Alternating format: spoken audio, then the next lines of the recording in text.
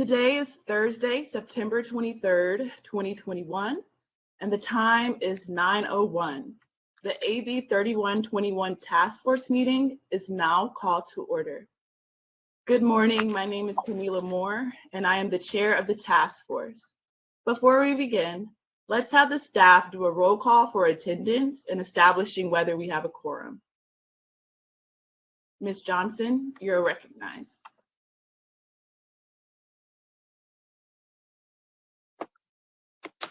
Good morning. Yes, Ms. Belton, would you please call the roll?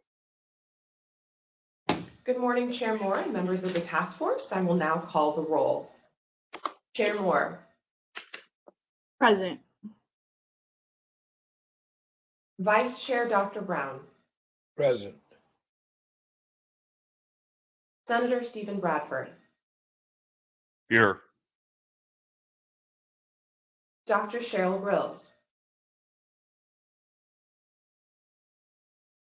Lisa Holder. Here. Assemblymember Reginald Jones Sawyer. Dr. Javon Scott Lewis. Present. Don Tamaki. Here. Councilmember Monica Montgomery Stepp. Here. There are 9 task force members, and the number needed for a quorum is 5. There are 7 task force members present. Madam Chair, a quorum has been established. Thank you, Ms. Belton. Members of the task force and members of the public, welcome to the first in the nation California Reparations Task Force September hearing, whereby we will discuss in depth topics related to the transatlantic slave trade, the institution of slavery, and the impetus and implications of the Great Migrations. Briefly, at our July hearing, my opening remarks included a recognition of national and international developments that have direct implications to the historic work this task force is engaging in. For instance, in July, I made an acknowledgement of Juneteenth becoming a federal holiday. I also referenced the UN Human Rights Chief, Michelle Bachelet, and the landmark report from the UN High Commissioner for Human Rights Office urging countries worldwide to do more to help end discrimination, violence, and systemic racism against people of African descent and make amends to them through reparations. In the same spirit, I'd like to also acknowledge that since we last met in July, the world's largest digitized and searchable collection of Freedmen's Bureau records are now open to the public. This will allow descendants of formerly enslaved people in the United States to trace their family histories more easily. The documents are surmised to be the first time newly freed Black people appeared in records post-emancipation in 1863. Before the Freedmen's Record collecting, enslaved people were not included in the census and in federal documents. Congress created the Freedmen's Bureau towards the end of the American Civil War in 1865. Its goal was to assist formerly enslaved Black people with several tasks, including negotiating labor contracts, legalizing marriages, and locating lost relatives. The Bureau also provided food, housing, education, and medical care to more than 4 million people before it was dismantled. A recent Harris poll surveyed by Ancestry shows that despite the enormous contributions of the organization, 72% of Americans have never heard of the Freedmen's Bureau. Still, it was a pivotal turning point in America and continues to impact the lives of US citizens today. So for the members of the public who are watching this, if this applies to you, please feel free to go to Ancestry.com and see if any of this information relates to you and your family. In closing, I'd also like to acknowledge that the United Nations General Assembly, which is the main policy organ of the United Nations, is meeting this week. Notably, in December 2013, the UN General Assembly adopted a resolution proclaiming the years 2015 to 2024 as the International Decade for People of African Descent. The theme of the International Decade is People of African Descent, Recognition, Justice, and development. Notably, our task force is right in the middle of this decade and will conclude with our recommendations and findings right before 2024. And so what we're doing today and for the next 2 years is monumental and historic. I'm looking forward to the information that we'll gather and discuss today and tomorrow. From a review of the agenda, you can see that it is a packed agenda. So to ensure that we complete it during the time allocated, we will need to make sure that we follow the timeline established. So to help keep us on time, I'm asking everyone, including myself, to be mindful, and I will remind us as well if we start to fall behind. We anticipate a fair number of comments from members of the public, which is scheduled for 1 hour, beginning at 9:07 and will end at 10:07. Again, welcome, and we will now move forward to agenda item number 2, public comment. I recognize Ms. Aisha. Good morning, everyone. My name is Aisha Martin Walton. I am with the Department of Justice. We are now moving to public comment. Public comment will be for 1 hour, as Chair Moore indicated. Each individual is limited to 3 minutes for public comment. At the 3-minute mark, your microphone will be turned off and you will not be able to turn yourself back on. However, there is a public comment period again tomorrow at the same time, and there will be 7 more public meetings, and we welcome everyone in the community to make comments in the future. You may also submit written comments at any time via email at reparationstaskforce@oag.ca.gov. I will now turn it over to my colleague, Trini Hurtado, who will explain the technical process for you. Thank you, Trini. Hello, my name is Trini, and to participate in public comment, please use the raised hand function. You can find that button on the upper right-hand side of the screen. On the sidebar, there's a shape of a hand. Once you click on that, it will prompt a raised hand feature. On our end, we will accept your raised hand, then you will get a notification at the top center of your screen to continue. You will have to click continue, and once you are accepted and brought into the meeting as a presenter, you will be automatically muted. Once it is your turn to comment, you will be unmuted and will have 3 minutes to speak. At the end of your comment, or at the 3-minute mark, you will be muted and drop back down to attendee. We will accept the raised hand feature as they come in. Once the person in front of you is done speaking, I will say your name to prompt you and you will begin speaking. Please note that there's a 20-second delay between the attendee and presenter mode, so keep that in mind as you're being promoted to presenter mode to provide public comment. I'll start. Very good. Hold on.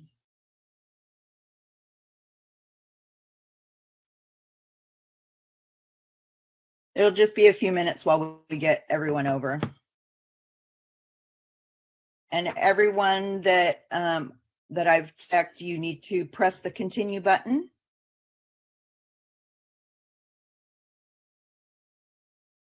Tiffany Quarles, you have 3 minutes. You may begin. Good morning, Task Force. My name is Tiffany Quarles, and I'm with the National Assembly of American Slavery Descendants, a national grassroots organization dedicated to advocating for reparations for Black Americans who descend from U.S. slavery. We sent a formal letter to you requesting that the task force send a letter directly to President Biden requesting that he sign an executive order to establish a presidential reparations commission. NAASD has already had the opportunity to sit down with the Biden administration to request this executive order, and we would appreciate your assistance with calling on the president to move on this for the purpose of helping the African American community. I ask today that you please grant our request. Thank you, and that concludes my comment.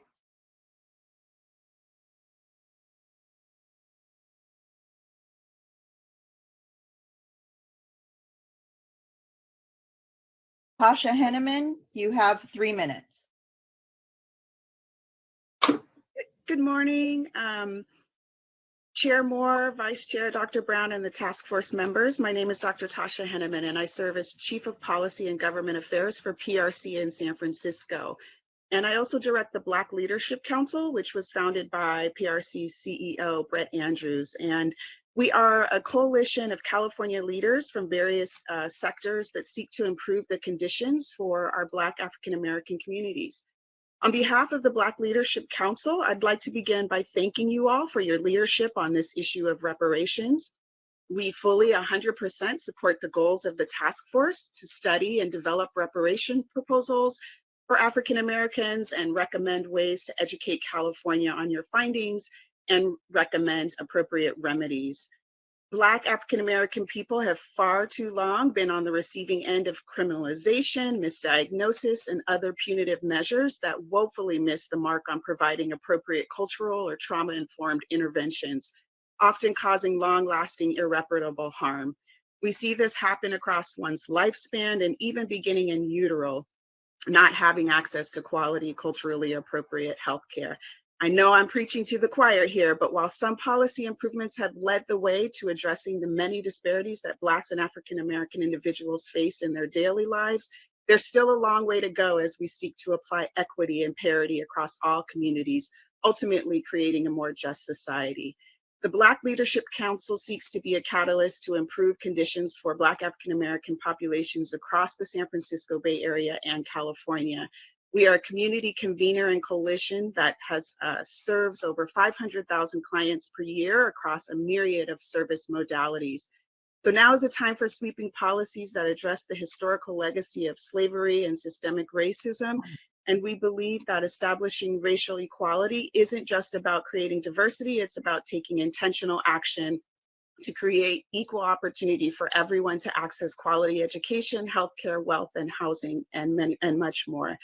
To this end, the Black Leadership Council is mobilized to support and develop a sweeping collection of policies to advance our Black prosperity agenda that addresses comprehensive reforms to the state's healthcare, economic, housing, and education systems, and drive racialized inequalities amongst Black and other low-income Californians, including government-inflicted death. So we are pleased with your work. We are here to partner with you. Our request is that we can help you spread your message of reform, and we look forward to partnering with the task force and really look forward to your recommendations that will support Black communities, help us thrive, and enact meaningful change for our communities. Thank you so much for your time and again for your leadership. Thank you.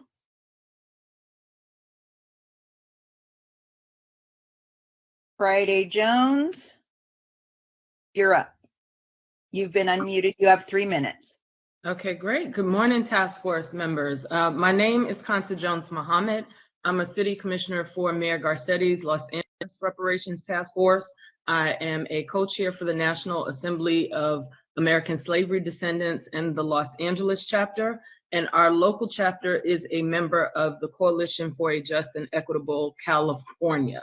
As a state body with the 6th largest economy in the world, it is through the resources of the many state departments and the state budget where the task force has the ability to create and repair our society and the standing of the descendant community within it.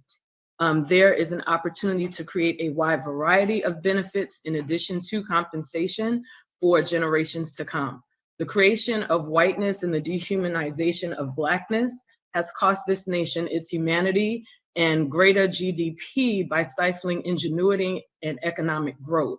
The truth and reconciliation taking place tomorrow is an important part of the repair process.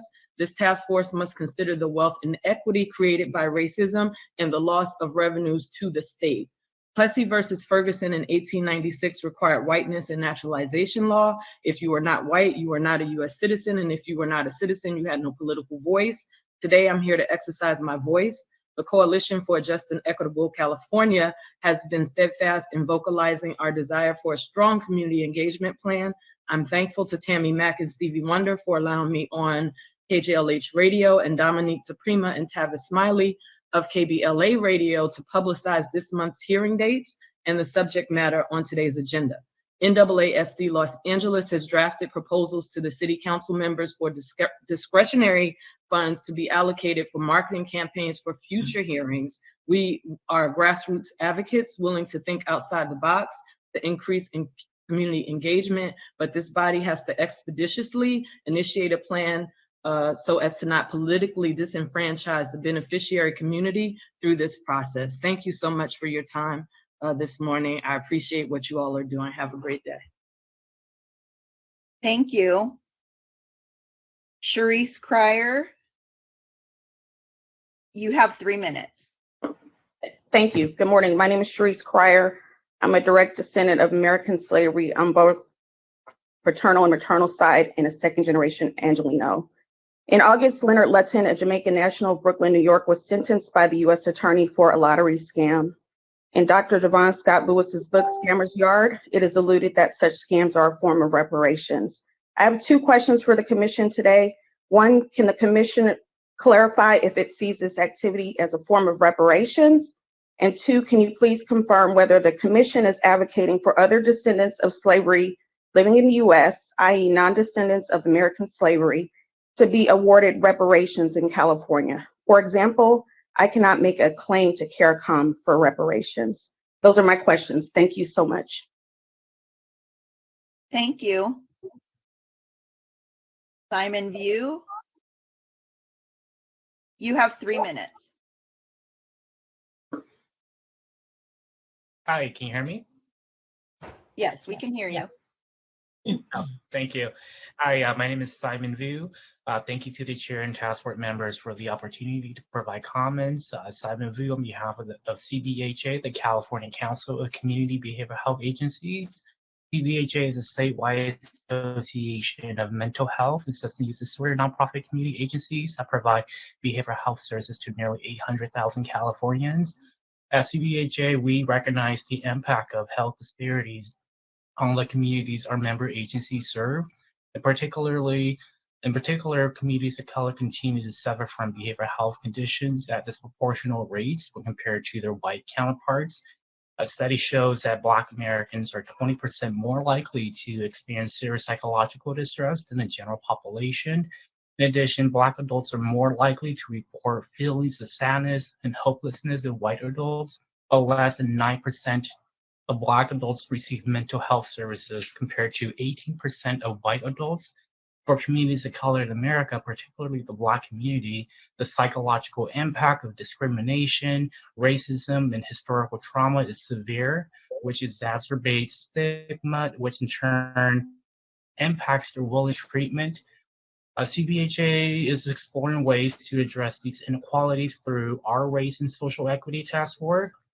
We continue to advocate with our partners in behavioral health to address the racial pandemic in our state and country. And we are very pleased with your work and stand ready to support the task force and provide any assistance and information to further the mission and goals of the task force. Last month, we sent out an introduction letter to the task force, and we're happy to follow up. And thank you so much for your time and leadership. Thank you very much.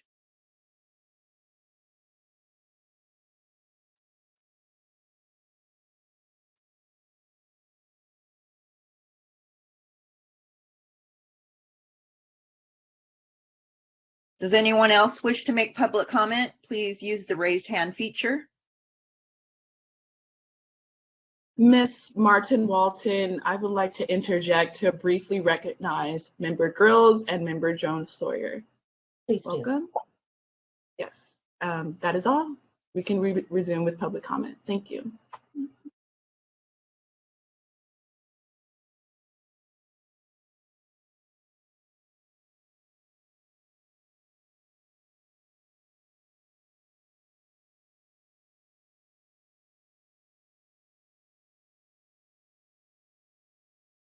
Is there anyone else who would like to make a public comment today?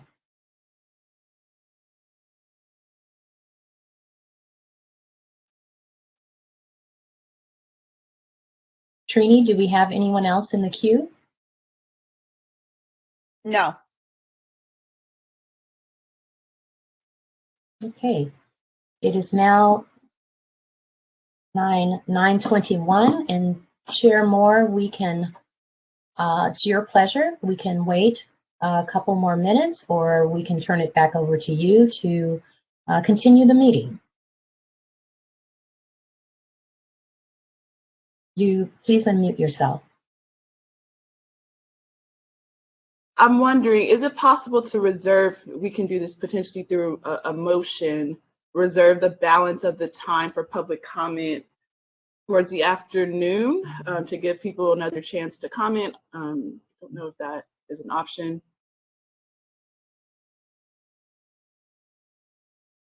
Or we can wait a few minutes. I don't want to cut off. Yes, people's Madam time. Chair. Yes, Madam you are Chair, this recognized. is, yes, Ms. this is Johnson, you are Dorita. recognized. Thank you. You cannot change the time of the public comment because it's been noticed for this time period. So you need to keep it at this time. You can wait until that time elapses. And that would be the best thing that you do because you've got it for a block of time on the agenda. So you need to adhere to that. Thank you. Thank you, Parliament Johnson. Yes, go ahead, Member Holder. Thank you. Good morning, everyone. I have a point of clarification about this public time slot and a suggestion. I'm wondering whether we can, as a task force, resume the agenda and get started during this time slot, but also allow public comment to continue until 10 o'clock. So if we are in the middle of a conversation, we can end the conversation or table it until the speaker, the public commentary goes forward, and then resume. There is actually another person that would like to speak. I'll go ahead and promote him right now. Okay. Your name, please? Hold on just a second. Okay, Trini, very good.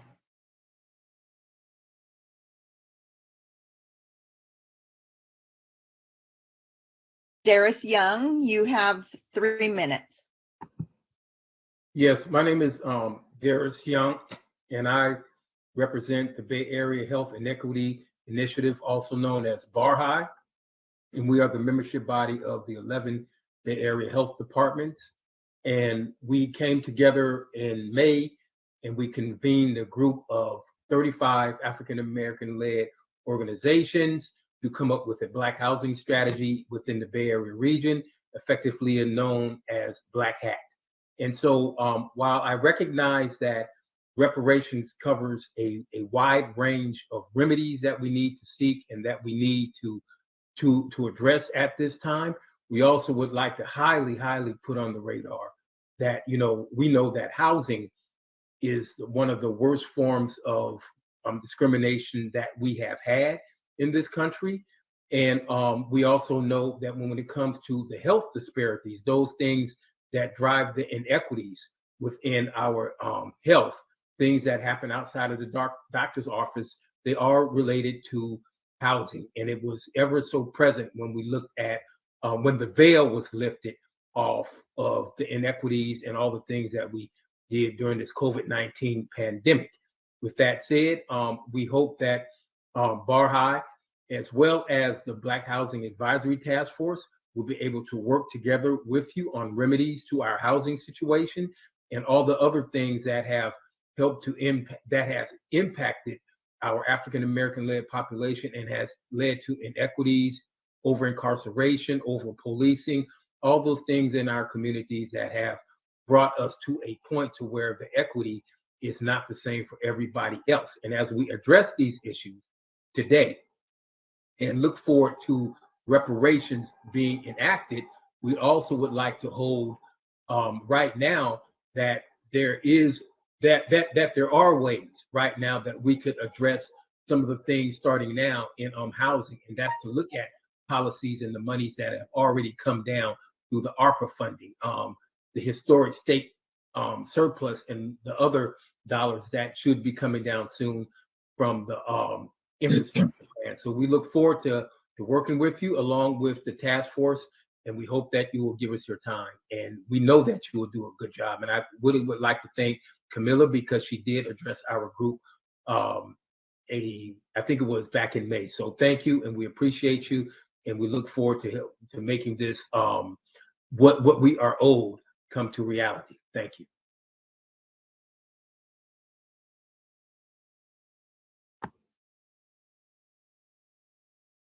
Are there any other speakers?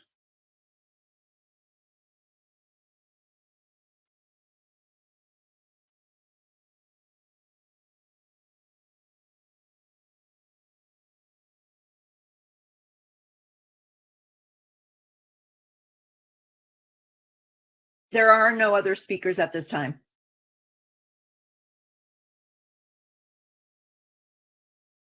Okay, so we can move on with the agenda recognizing member holder suggestion. So in the event that members of the public would like to address the task force members between now and 10:07, you can call between that time frame, and we will stop our agenda to recognize the public comment. So now we will move to agenda action item number three, which is the approval of the minutes. So the minutes from the July 9 task force meeting were sent to task force members with the materials, and we've all had a chance to review them. So at this time, I would like to ask task force members if there are any questions, comments, or corrections regarding the minutes. Member Jones-Sawyer, you are recognized. Madam Chair, I would like to move the approval of the minutes. Is there a second? Oh. You can still ask questions. Just wanted to move the agenda along. Okay. Are there any questions related to the minutes? Okay, so there's a motion on the floor by Member Jones-Sawyer to accept the minutes as presented. Is there a second to the motion? I second. This is Cheryl Grills. So Member Grills seconds the motion. So it has been moved and seconded to adopt the minutes as presented. Is there any discussion? Okay. Hearing no discussion, we will vote, and we will vote by roll call. I will call on Parliamentarian Johnson, who will recognize Ms. Belton, who will then conduct the roll call. Parliamentarian Yes. Johnson, you are recognized. Thank you. Ms. Belton, please call the roll and record the vote. Thank you. Chair Moore, your vote, please. Aye. Chair Moore votes aye. Vice Chair Dr. Brown. Aye. Vice Chair. Senator Stephen Bradford. Aye. Senator Stephen Bradford votes aye. Dr. Cheryl Grills. Aye. Dr. Cheryl Grills votes aye. Lisa Holder. Aye. Lisa Holder votes aye. Assemblymember Reginald Jones-Sawyer. Aye. Assemblymember Reginald Jones-Sawyer votes aye. Dr. Javon Scott Lewis. Aye. Dr. Javon Scott Lewis votes aye. Don Tamaki. Aye. Don Tamaki votes aye. Councilmember Monica Montgomery Stepp. Aye. Councilmember Monica Montgomery Stepp votes aye. Madam Chair, on the motion, there were 9 yay votes, no nay votes, and no abstentions. Thank you, Ms. Excuse- Belton. Oh, excuse me. We have another speaker, another commenter. Okay, one moment. Ms. Belton, thank you. The vote was 9 yeas and 0 nays. The ayes have it, and the motion carries. The minutes are approved as presented. I will now move to Trini Hurtado and Ms. Aisha Martin Walton to recognize a member of the public. Thank you.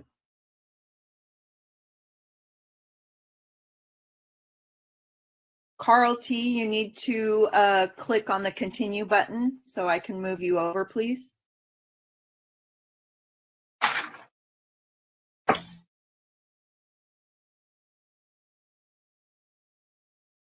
Carl T., you have 3 minutes. Good morning. Hear me? Yes. Yes, we can hear you. Member of Allen Temple and the public ministry, and we are very interested in educating our community about reparations. And to that end, we have already had a virtual town hall, which in addition to reflecting on the last election, we also discussed in detail reparations with Dr. Shirley Weber, who was quite informative, and we definitely appreciate. So one of my questions is, as a member of a community organization, how can we best educate the community? We would like to have several more town halls and are wondering if any of the commission will be willing or interested in participating, and how can we make that happen? After such a long time, I think this is such an important step in our history that we really, really want to educate as many people as we can.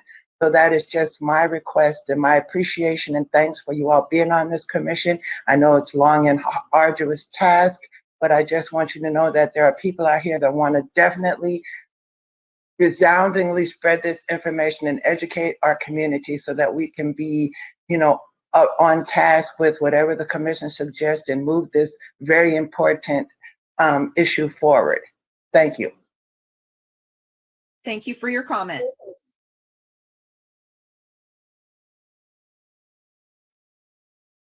Are there any other speakers in the queue for now? No, at this time, no.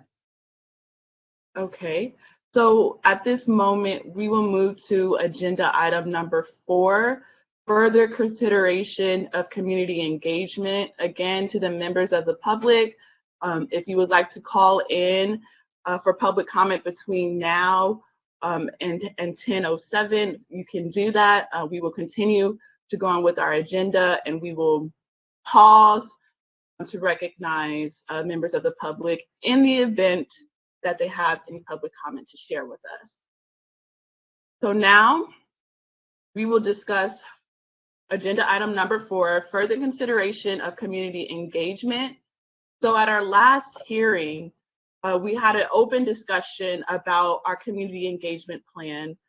Since we last met, task force members were sent a draft scope of work from the UCLA Bunch Center, and it included, among other materials, that member Cheryl Grills will share with us. So at this time, I would like to recognize member Grills, who will give us an update and introduce Professor Michael Stowell.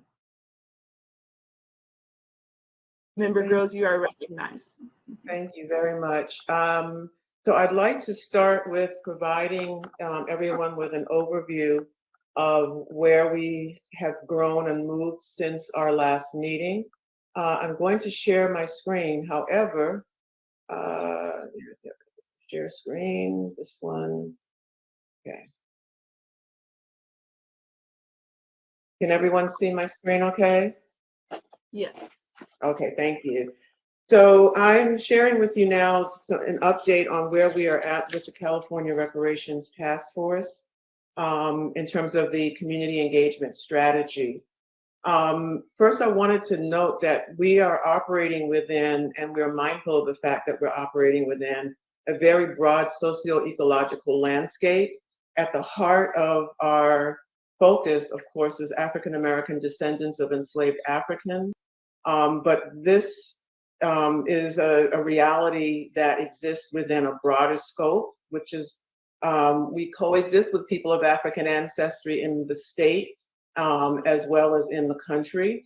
There are reparations activities happening across the state in different counties and cities, and there is a national landscape of activity happening around reparations. In addition to that, there's the international landscape. Why do I share all of this? Because there are intersecting sources of information that may emerge in the community engagement process. In terms of the listening sessions, we are targeting about 12 listening sessions that will be spearheaded by a series of anchor organizations that will lead the community engagement process because of their understanding of and their networks in the state, understanding the needs and the issues and concerns of Black constituents. We want to make sure that this communications, messaging and marketing strategy is an integral part of the community engagement process. And I'll say more about that in a moment. And we'll have our anchor organizations joined by what I'm calling tier 2 local organizations, who are actually essentially on the ground, boots on the ground, connected to various constituency groups, able to mobilize members of their constituents and bring them to the listening sessions. So how the process works is pretty similar to what I described before, which is that we would have these series of anchor organizations who have vast networks and a presence in the state around the Black agenda issues, and that we will then move to connect those anchor organizations with a tier 2 local organization or series of them to make sure that there was a nuanced understanding of the needs of the folks in that regard. And then we have different areas of foci, but essentially how the process will work is that the anchor organizations will provide information to a communications entity to provide education in advance of any listening session so that there's a shared level of understanding about what the task force's mission is, and then to give baseline, basic information from different perspectives about what is reparations, what are the harms that have been done, and then from there get the input of the community that will then be directed back to the task force via summaries and analyses by the Ralph Bunche Center, which would be hosting the anchor organizations and the logistics processes involved in community engagement. So the different areas of foci, these are again examples or samples. They would be finalized through the input of the anchor organizations and the tier 2 local organizations, but could be regional focused listening sessions for folks who are systems involved, definitely listening sessions that are focused on the needs of Black farmers, economics, housing, employment, etc. Again, the community engagement process will walk hand in hand with a communication strategy. The Bunche Center will be entertaining options for firms that would be able to provide a robust communication strategy that would be informed by the anchor organizations and the tier 2 organizations that will use a multi-pronged approach to community communications and almost marketing and branding, if you will, of the task force and its mission, and ensuring that we are tracking community sentiment and feedback. So in terms of a timeline, what we're looking at is about a 1-year process, beginning in October with all of the anchor organizations selected by the Bunche Center. The communications firm would be selected in October by the Bunche Center. The anchor organizations would start meeting in November, and they would select the tier 2 organizations. We would like to pilot a listening session with a group of college students that would be held virtually. That is in the planning stages. And then there would be communications and messaging beginning in January and listening sessions beginning in January of 2022. Sorry, that's a typo. And then from there, we would conduct those 12 listening sessions over the course of the remaining months with a conclusion in September of 2022. And I do know that we have a report that would be coming out somewhere during that process, I believe around June. And findings to date can be shared in advance for that particular meeting. So the final comments that I want to share is that our time frame is about a 1-year process. 12 listening sessions, and the Ralph Bunche Center would be providing a number of services, including selection and launch of the communications firm and strategy, the anchor organizations, and the Tier 2 local community-based organizations, with input from the anchor organizations, managing the listening session logistics, the who, what, when, where, and then also documenting, analyzing, and extracting themes from the listening sessions, and providing data from listening session surveys that they will provide. So that is a quick overview. I'd like to now actually introduce Dr. Michael Stowell, who is a professor of public policy in the Luskin School of Public Affairs at UCLA. Dr. Stoll's published work explores questions of poverty, labor markets, migration, and crime. In 2007, the state of California's Legislative Black Caucus sponsored a report on the status of Black Californians, and Professor Stoll was one of the principal investigators of that report. Much of his work has been featured in a variety of media outlets, and he also regularly advises the U.S. Department of Health and Human Services and Labor, as well as state and local governments in various capacities. Dr. Stoll received his PhD from MIT and a bachelor's degree from UC Berkeley. Dr. Stoll, would you like to share with the task force your thoughts on the community engagement process? Madam Chair, I have a procedure question. Oh, sorry. Vice Chair Brown, you are recognized. At what point will the task force be able to be engaged in sharing questions or comments regarding this presentation? Vice Chair Brown, we will take questions from task force members after Professor Stoll gives his statement. Very good. All right. Thank you for the question. Professor Stoll, are you available? Who is that? Ms. Belton? Yes. Thank you, Madam Chair. Because the task force is running early, we actually do not have Professor Stoll yet. We had prepared him for this possibility, but not this early. And so I would suggest that the task force might want to direct questions to Member Grills where appropriate, and we will certainly unmute Professor Stoll as soon as he's available. Okay, thank you, Ms. Belton. So again, I just want to do a brief reminder to members of the public.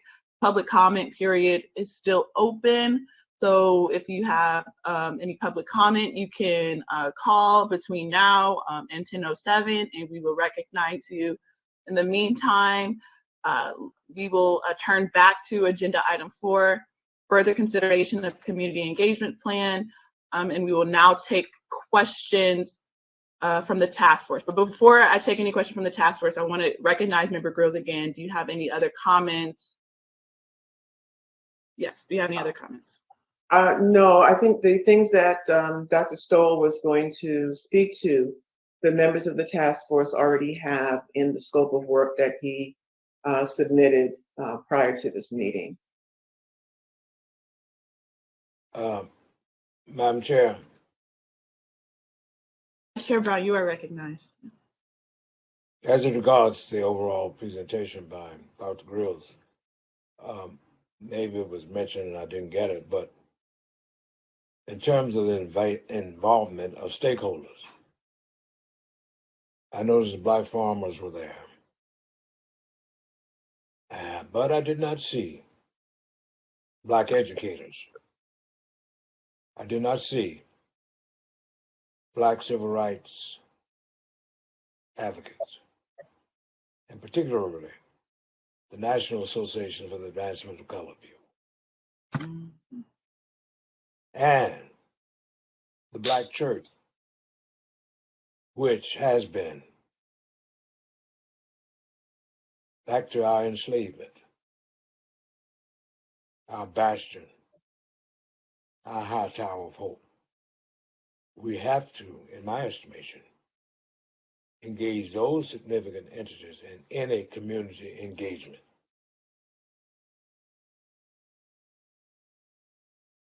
Thank you, Dr. Brown. On my slide, it listed that this was a sample. I did not try to provide an exhaustive list of what the different constituent groups would consist of. And absolutely all of the groups that you mentioned would definitely be invited. The challenge or the task, I'll put it that way, at hand is to figure out how within the context of 12 listening sessions to best organize things so that all of those different voices are heard. So for example, there might be a statewide listening session specifically geared toward the Black church, toward Black civil rights matters, et cetera. There may be regional focused listening sessions that would then be able to bring in, education or whatever the case might be. So that was not an exhaustive list. That was not the final list. That was just to give you some examples of what the different constituent groups would be.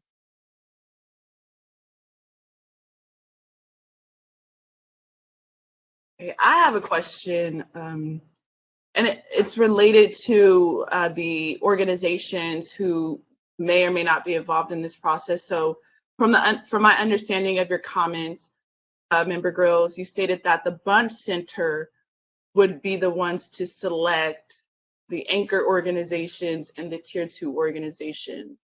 And I'm sure we can talk about this more in depth, maybe when Stoll comes, Professor Stoll is present, but I'm curious. Here. Oh, okay. Hi, Professor Stoll, how are you? Oh, I'm great. Let me just try to get my video working. Okay, while you get your video together, I do see that there is someone who wants to give public comment. We are still in the public comment period. So at this moment, I would like to go to Ms. Hurtado and Ms. Marie Walton. Is there someone, a member of the public who's ready to speak at this time? Yes, Marjorie L. Melvin. You have 3 minutes. Good morning. Can you hear me? If you can just thumbs up, great. My name is Marjorie Melvin.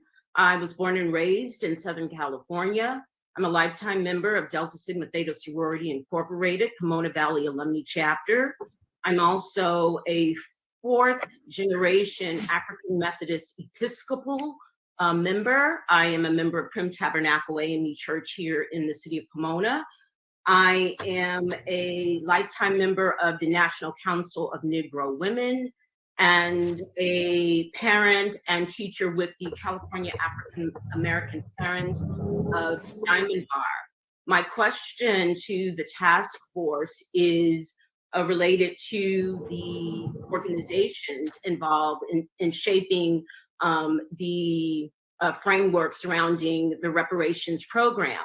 And so I would like to know why specifically UCLA Bunch Center was chosen as the center organization to assist with shaping policy surrounding reparations. And my request would be to have the Coalition for a Just and Equitable California be considered as either the center organization and or the anchor organization, one of the anchor organizations surrounding the framework for shaping reparations in California. Having been a prison advocate or an advocate against over-incarceration, I think it's very important to have folks who are actually doing the work, actively engaged, and have brought reparations to the forefront to be involved in this this movement. And those are my comments. And again, my name is Marjorie Melvin. Thank you very much. Thank you for your comment. There are no other commenters at this time. Thank you, Ms. Hurtado. Now we will go to Professor Stoll. Again, brief reminder, we are in the public comment period. So between now and 10:07, members of the public can continue to make public comment, and we will see the agenda to recognize members of the public. Just also as a reminder, on the agenda, this agenda item number 4, further consideration of community engagement plan, was planned to be for 10:10 a.m. and 10:45 a.m. So we are vastly ahead of schedule. But again, if members of the public would like to speak, you have between now and 10:07 to do so. Now I will go back to and recognize Professor Stoll. Welcome, and glad to see you. Thank you. Sorry, I'm glad the meeting is moving faster than on the agenda, and I had to be in transition for family matters, so that's why you see my background the way that it is. But let me state that first and foremost, thank you for inviting me to be here, and let me state that the Bunch Center's role is simply to be supportive. We do not consider ourselves a policy development body in this project. Our job, as we see it, is to support the efforts of the task force to be objective observers and trained analysts to report back what we find from the convenings, as well as you see what Dr. Grills had proposed or spoke about, that I had proposed, the development of methods and tools to assess the sentiments of the general public around the issues that are brought forward by the task force and that bubble up from the convenings, as well as the ability to synthesize in an objective way what is discussed and found. We do not see ourselves as a body that proposes policy or that influences the ideas of the task force or to shape public opinion. Our job as analysts is simply to use our skills at analysis and summary to, as best as we can, comprehensively, analytically, and categorically report back what is being discussed and found. So, for example, one idea that I had proposed is that in addition to the general public comments that will come through the convenings, that we would, in consultation with the anchor organizations, develop a survey that we could administer to either convening participants, to some broader population defined in conjunction with the anchor organizations or with the task force, to get overall central tendency of opinions and preferences of those who are involved in this deliberative body. And and what we do, because we're trained analysts, is to summarize that in a way that doesn't reflect our opinions or our positions, but the positions that have been expressed through the convenings. And we will do so by also recording them, using qualitative techniques to analyze categories that emerge and how frequently they emerge, as well as to administer a survey that will be deliberately developed between Bunch and the anchor organizations and whoever the task force believes be involved in that. We would administer that survey and to analyze the results and to provide a report back to the task force on the evidence that we collect and present. We again offer no policy positions other than to be supportive in the task force process.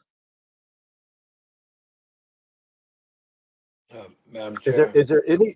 I mean, I would love to be able to discuss this if there are questions, or if there are other issues, agenda items that were expressed related to the potential role of Bunch that I may have missed since I came in.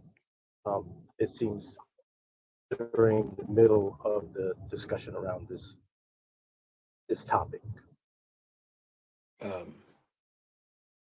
Chair Brown, you're recognized. I believe you may have a question. Dr. Stoll, good morning. Good morning, Dr. Brown. This is an oversight, I'm sure, but I think we should underscore it. When we talk about developing a universe for this engagement, in the presentation that was earlier represented by Dr. Grills, I found it of concern to me personally that the Black church or the Black faith community was not listed. And number two, education is very much so important. Black educators, there are organizations such as the Alliance of Black School Educators who should be included in this base. And then you have Black psychologists. So I'm hoping that the thought is that we must be inclusive of those who've been out there in the field, in the trenches, and have much to show in terms of dealing with this evil of enslavement, discrimination, and dehumanization of Black folk.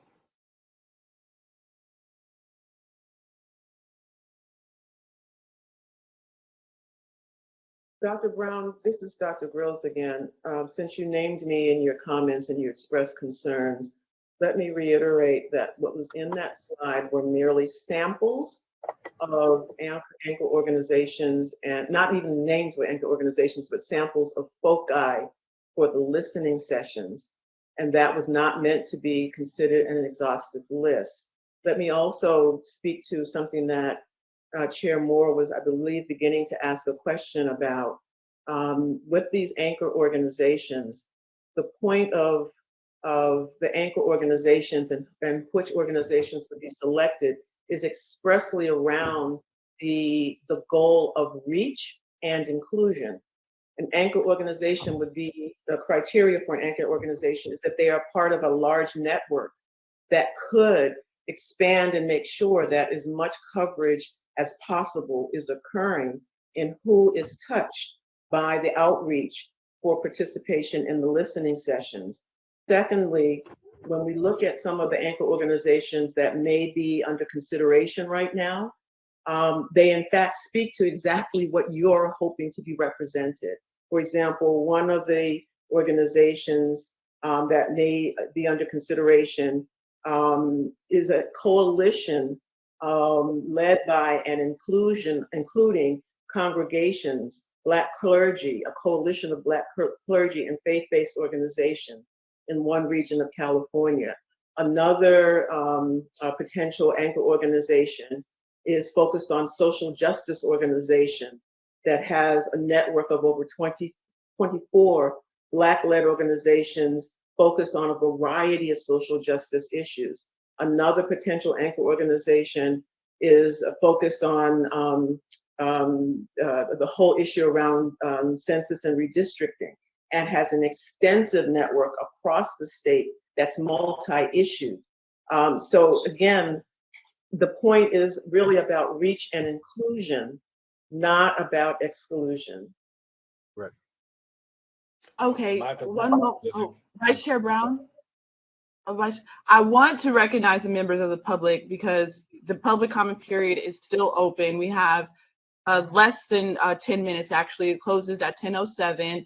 There's a couple of members of the public who are waiting to speak. Hate to interject during this robust discussion, but let's acknowledge the members of the public at this time. Ms. Hurtado and Ms. Marie Walton. Yes, Chair Moore and members, there are 3 people in the queue, and these are the last 3 people that we can take public comments from. Thank you. Rini? Nzinga, you are now unmuted and you have 3 minutes to speak.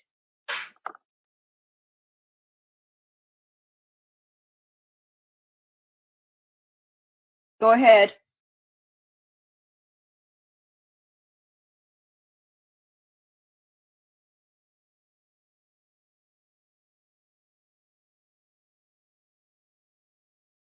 Okay, I'm going to move to the next speaker. We'll try and get your sound worked out.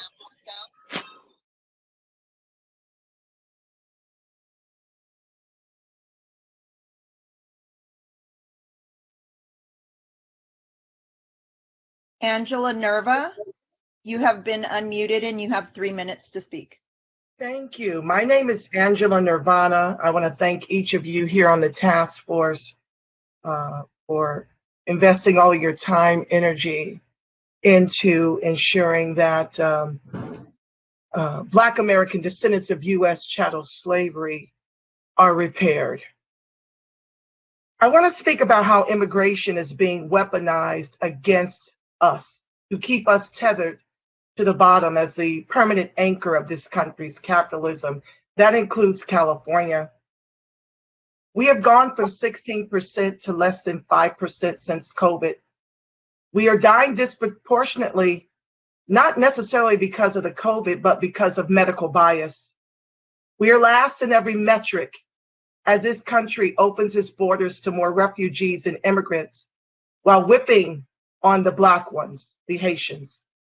Anti-Black racism is in full effect and has been for 400 years since we were brought here in chains, while Biden gives protections to Asians. And the cry that we don't have the trillions over multi-generations to repair Black American descendants of U.S. chattel slavery is a farce. Our reparations are being given away to corporations and immigrants while we are being discriminated against in hiring practices. We have no social capital at the hiring tables. Unemployment is gone now, and eviction moratoriums are being lifted all over the country while the president mandates vaccines, which we know we as Black American descendants of U.S. chattel slavery do not trust this government and what they've done to our people and continue to do to our people. Like I said, this isn't just a federal problem. This is California too. A 2018 overview of national median incomes show Nigerians at 62,000, Haitians at 53,800, and Black American descendants of U.S. chattel slavery at 41,000. Today, we are at $30,134 in median national income with a national median home price of $379,000. I implore upon the task force to bear all of this in mind as you draft proposals to repair Black American descendants of U.S. chattel slavery, whose ancestors built this country with their lives and ultimately the wealth that everyone eats from but us. Thank you for allowing me to share. Thank you for your comment.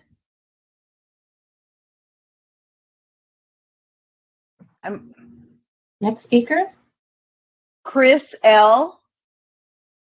You are unmuted. You may now speak. Hey, thanks for hearing me. Thanks for all of your work. Good to see everybody today. Happy Thursday. And thanks for spending all day today and tomorrow doing this important work. I actually want to talk a little bit about community engagement and I just have to be honest, I came in kind of late, so I don't have the full benefit of Dr. Grills' plan to review yet. But I do want to talk a little bit about community engagement and outreach more broadly, and just give you some examples of my own sort of experience and working, as most of you know, with the Coalition for a Just and Equitable California, CJEC, and working to raise awareness and do community engagement around what you are doing right now, right? So again, I don't have the benefit of Dr. Grills' plan, but I do want to suggest and put on your spirits and put on your radars that a lot of times when we do community engagement, when governments and government bodies do community engagement, it's focused around groups, right? It's very focused around groups that we lean on very heavily, right, to perform a lot of the outreach on behalf of the body itself. And that's good, but I want us to also think more broadly about community engagement and actually a more direct approach and actually going to people themselves too, right? I wouldn't just rely on actually group-based community outreach. I would also do and find ways to do and support direct contact to Black folks in California, because quite honestly, not everybody that we need to talk to is going to be touched by these groups. And that's just a fact of the reality of Black life now, right? We are in many ways disconnected from even the groups and organizations that are here to do us well. So let's think more broadly about that. I hope that is included, and there's space to have that included in Dr. Grills' framework. I also want to plug here the Coalition for a Just and Equitable California as one of the organizations that I think should be at the top of the list, priority-wise, for doing a lot of this work. We're already doing a tremendous amount of work. We've already done a tremendous amount of work. We will continue to do it because this is our lives, and we're here to the end. But just want to put us on your radar if we're not already, and also the National Assembly of American Slavery Descendants, which is a really awesome national organization that's doing a lot of great reparations related work. Also, we're regular Black folks, we're regular community members, and we're here to engage and to help and support this process to reach the rest of us. Okay, because every single one of us is going to have to be a part of this. Thank you much. I will yield the balance of my time. Have a great day. Thank you, Chris. We are close to the end of our 1 hour limit for public comments, so the next person will be our last speaker. Trini? Okay, we're gonna try this again. I've chatted with him. We'll see if we can hear him this time. Nzinga, you have 3 minutes. You are our last speaker.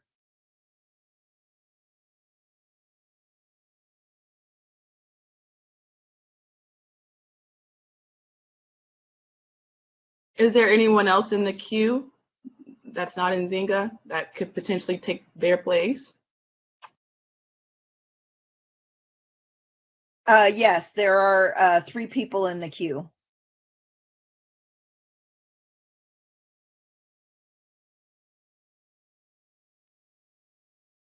You should recognize them. Would you like to recognize all 3 or just the next one? 3. Yes, all 3. And then we'll close it. Thank you so much.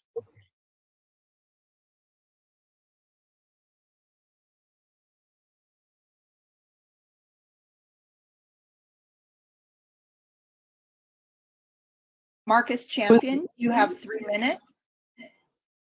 Good morning, everyone. My name is Marcus Champion. I am a California native, born and raised in Inglewood. Also a member of the Coalition for a Just and Equitable California, as well as the National Assembly of American Slavery Descendants, Los Angeles, NAASD-LA. And I would like to recommend both those orgs and suggest both those organizations, CJEC as well as NAASD-LA, as anchor orgs for the community outreach. And similar to what my brother Chris Lodgen said before me, I think it's imperative that the public is directly engaged.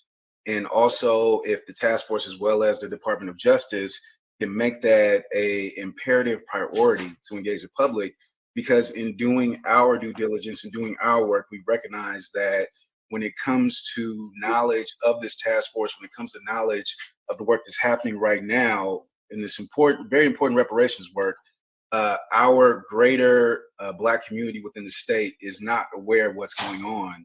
And that makes it very hard to get the work done when the people don't know what's actually happening. So again, I would like to recommend CJEC as well as NAASD Los Angeles as anchor orgs to help advance this work. And I want to thank you all for the work you've done and continue to do. Thank you for your comment.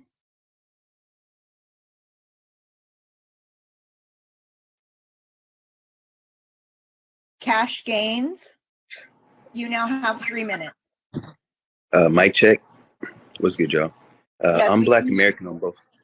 Thank you very much. Yeah, I'm Black American on both sides, just for context. First, I wanted to say thank you guys for the work you're doing. Reparations is very important to us in modern day. Many people in my generation have become disillusioned with the voting process. I mean, I'm not going to belabor the room, but again, direct cash payments is something that I've been very focused on myself in studying reparations, as well as the 40 acres claim. That was going to be my just kind of question for the room, or something to marinate on. As California is one of the richest states in America and comparable economically to some countries. I'm sure it's already been mentioned before. It's a shining beacon for setting a high ceiling for what reparations could look like. So just keeping that in mind, I hope that that's well understood. What are y'all's thoughts on trying to connect our reparative justice to so-called influencers of our time, and specifically the Silicon Valley as well, and in a way even the Black church? And that's by having a 40 acres and a Tesla claim, essentially an update to the mule, where Elon Musk would have to argue why he wouldn't fulfill a claim for 38 million cars for Black Americans. In my understanding, Gavin Newsom trying to move California off of being on gasoline cars anyway.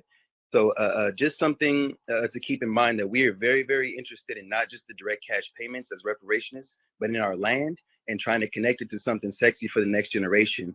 And again, this connects to the Black church, as was mentioned earlier, because it was the Black church who gave that solution to General Sherman of 40 acres. It's just, I'm not with a mule no more. I'm with a Tesla or something that's an update, and a way, like I said, to connect to Silicon Valley or to, you know, influencers of our time, because it's time that this gets done. So thank you guys again. Shout out to California for being the first and the foremost. Much love to the room.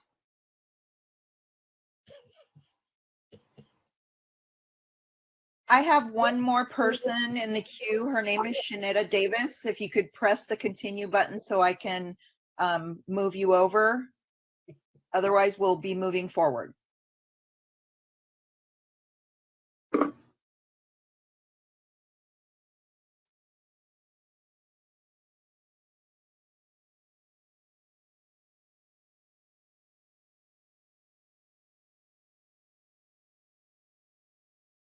Okay, it looks like she is not responding. So, All right, Trini, thank you so much. Well, thank you all, public commenters this morning. We have reached the allotted time for the public comment. If you were not able to provide a public comment, we invite you to attend public meetings or to submit comments or testimony via email at reparationstaskforce@oag.ca.gov. I will now turn the meeting back over to Chair Moore. excuse me, Chair Moore, Ms. Davis just, while Aisha was making her comment, she just transferred over. Would you like to hear from her?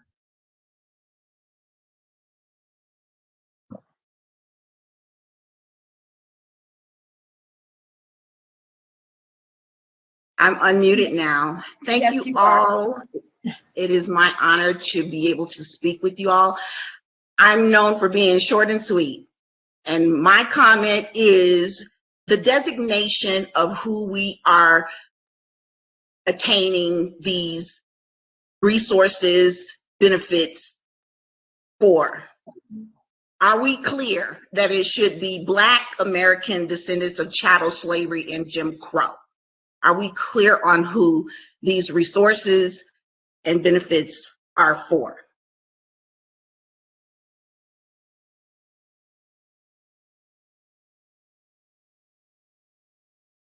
That's my question and my comment. Thank you for your comment. Thank you. Thank you.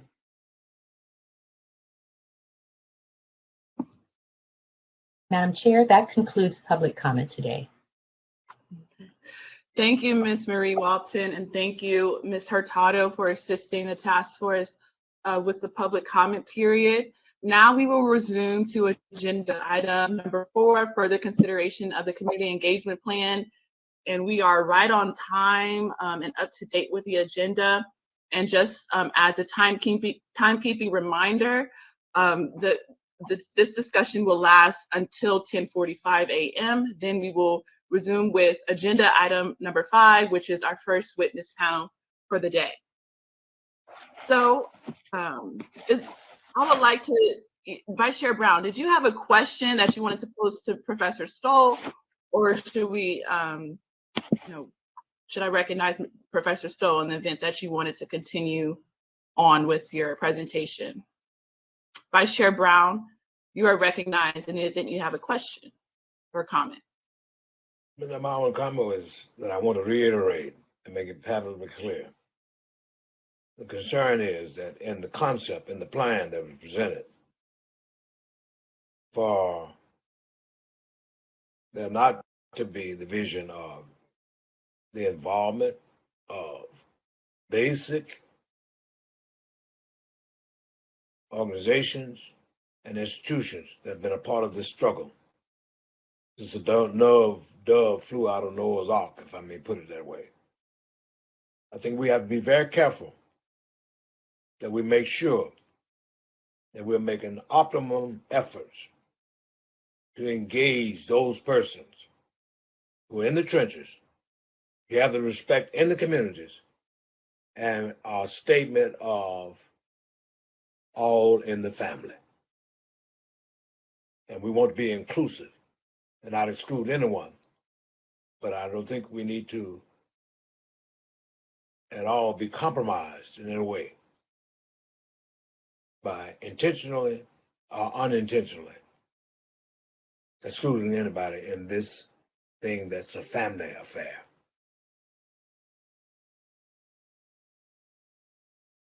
Thank you, Vice Chair Brown. And just to add to that, it's a comment that I have, and it leads to a question for Professor Stoll and Member Grills, but I see that she had to step out. Now, my question is around the idea of reach, right? Like, have we defined what it means, what reach means? That's something that I'm grappling with presently. When we are, attempting to identify anchor organizations for reach, what does that really mean? That's just something that, like I said, I'm grappling with. So, and my concern is that, and I think someone already illustrated this in a public comment, there's so many Black Americans, who aren't necessarily tied to organizations or to legacy organizations. And so we have to, in my opinion, get creative as to who we're engaging in this process. And I agree that inclusiveness and inclusion should be a number one priority in terms of selection criteria. But it's the reach part that I'm not really understanding, because I can see how utilizing reach as a criteria can be exclusionary, if that makes sense. Oh, can I share something about that? As I had mentioned in my presentation, it's very critical that the community engagement process be occurring lock and step with the communication strategy, right? So it's through the communication strategy, using radio, billboards. I've been getting a lot of education about how communications work, but that would be a way to reach people who are not connected to some of these legacy organizations, as you mentioned. And so it's not, and that communications entity would be part of the meetings of the anchor organizations, so that we can figure out where are the holes, where is the, what groups might be left out, because they're not part of any kind of organized social justice or action campaign process. So communications is necessary along with whatever networks the anchor organizations can tap into. Yeah, I just want to reiterate that too, from the Bunge Center's perspective as an academic unit whose specialty and expertise is in gathering data and analyzing data. But I do want to share Dr. Brown's concern, and it's my own actual value too, which I'm not putting at center of the work, but I just want to express, which is that this body has to be inclusive, and you have to include as many voices and bodies as possible. And so the question is how best to do that. And from an academic perspective, Dr. Grills is right, is that you need anchor organizations coupled with media and communication strategies that are able to link people who are potentially at the margins of participating to nudge them into participation, right? At Bunge, for similar kinds of activities, not at this scale, when you try to solicit information from individuals by either contacting them by phone or mail or email to participate, response rates are terribly low. They're usually around 3 to 6%, right? But when you couple that with legitimate organizations that have trust and standing in a community, coupled with communications, media strategies that let people know through public announcements that this is important and that here are your opportunities, those kind of interactions tend to bump up participation in significant ways. Because you just don't want the people whose voices we hear all the time who are at the front lines. You also want to hear people who have opinions but are not able to express them, and sometimes we get interesting ideas in that way, just like the public forum with the 40 acres and a Tesla. Right? You get interesting ideas in that way. So Bunch's position is always in this process to be supportive, but also to be exclusive and to be exhaustive and to be objective and to be able to express the broadest views and inclusive views as possible through this process. And that's the role that we see ourselves as partners, as academic partners, as research partners, as programmatic partners with expertise to be able to collect this data and analyze it in a way that could be useful to the task force without any a priori assumptions or without any political opinion being expressed by Bunch. We've done this for since its inception in the 1960s. And this is our comparative advantage and we hope an asset to the task force process and deliberations. Thank you. Person Moore. Yes, Member Scott Lewis, you are recognized, and then I will recognize Member Joan Sawyer. Member Scott Lewis, you're recognized. Thank you very much. So to Professor Stoll and Professor Grills, I have a question around its issues of scope and scale, much in line with some of the comments that have been made. Even from the public comments, we can see there's a great deal of concern around geographic representation. And so my question is, well, how does this plan accommodate or attend to the scope of the African American community within the state of California? In other words, there is UCLA being located in Southern California. What is the plan for actually attending to the needs of Black American Northern Californians, and of course the communities who might be represented in Central California? And so in attending to that scope, what is exactly the kind of infrastructure of the Bunch Center and its ability to accommodate that growing scope of representation that's required? Orgs, A through F needing to be replicated across these various geographies. LA has a very robust organizing community. So does the Bay Area. And so I would just love to have a clearer sense as to how the geographies are planned to be represented across this program, which I do in fact like quite a lot. Thank you. So I could start. Thank you for that comment. In fact, it's because of the very point you're making that this idea of an anchor organization emerged around what kind of entities would be best suited to make sure that we are covering California writ large and not focusing in on the usual suspects, Oakland, San Francisco, Los Angeles, San Diego, et cetera. So one of the reasons that we looked at this idea of an anchor organization was that they actually have connections. They're part of a network. They're leading a network that is statewide, that's covering Northern, Central, Southern California, that's covering Inland Empire, that's covering, the shoreline, if you will. So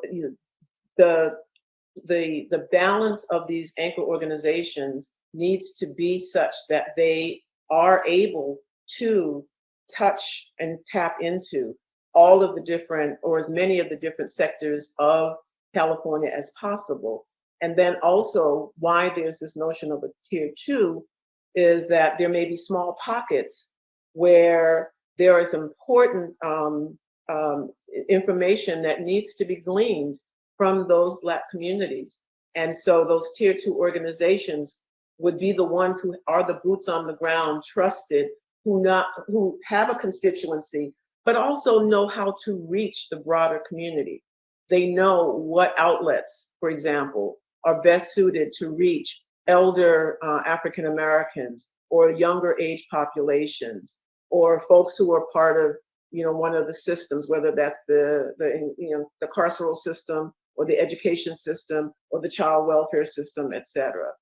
So to your point, it's that very reason that, we are looking at these anchor and tier 2 organizations concept. Yes, and let me also add a personal background note so that you get to know me more, since many of you may not know me and I'm getting to know you, and I'm glad to be here. But you should also know that I was involved and helped with the State of Black California report almost 20 years ago with then State Assembly member Karen Bass. And one of the pieces of the project in developing the State of Black California, which was a report on the overall socioeconomic health conditions of Black Californians, was to have a public convening component.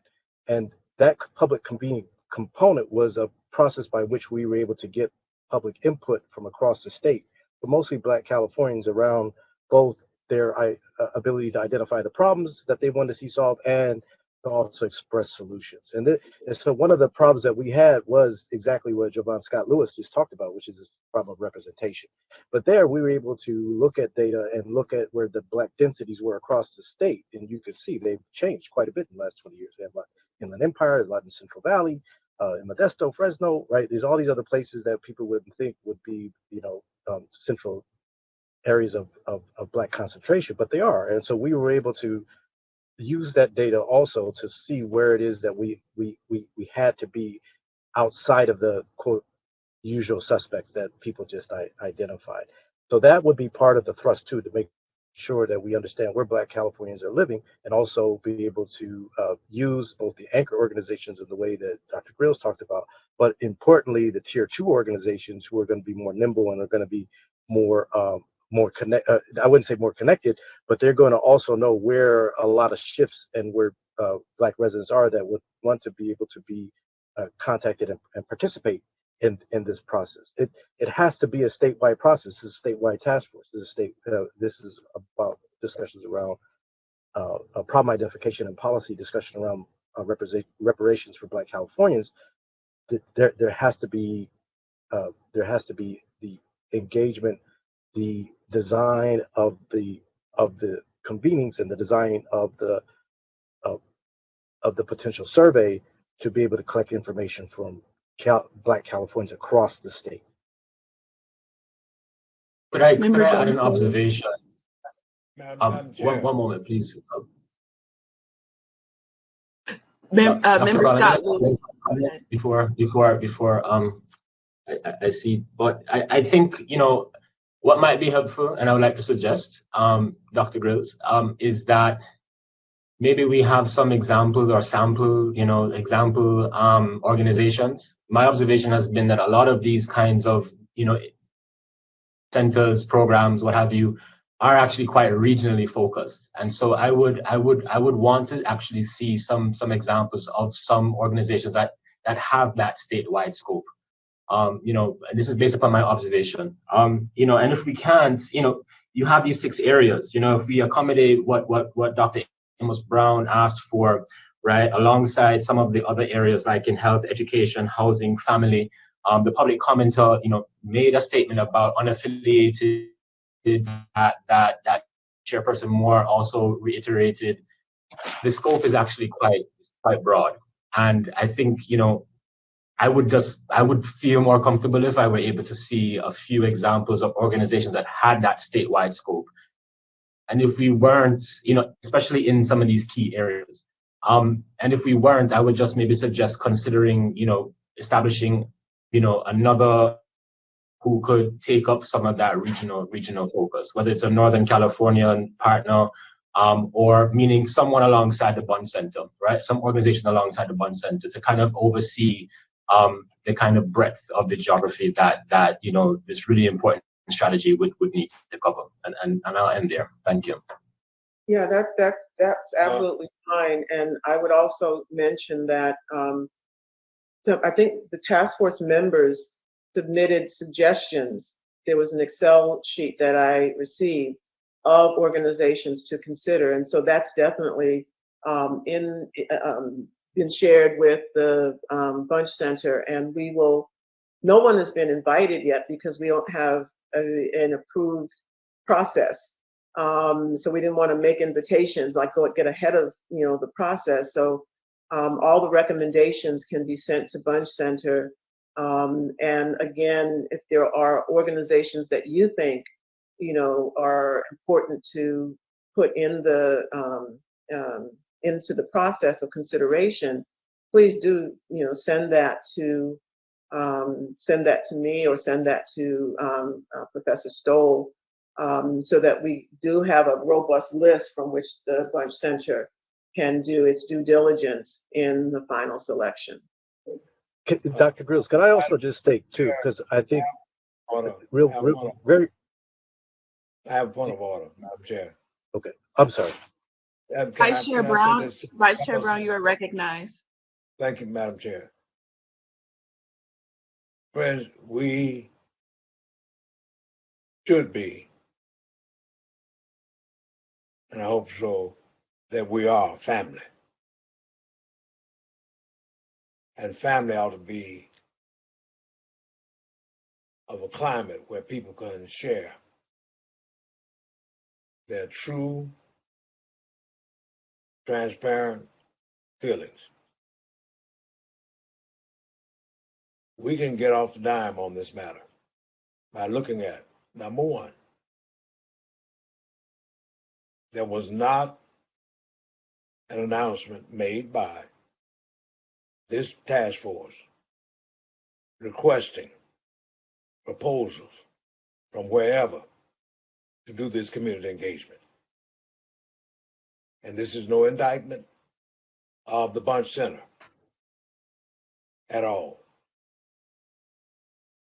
So I hope we will look at this matter as we would look at our shirt, our blouse having wrinkles in it.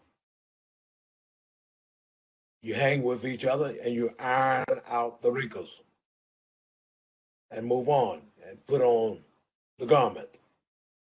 This matter needs to be ironed out. And if there are other groups could have presented a proposal that did not have the opportunity, say it and do it. Or else we are not paragons of that principle of equality of opportunity and justice.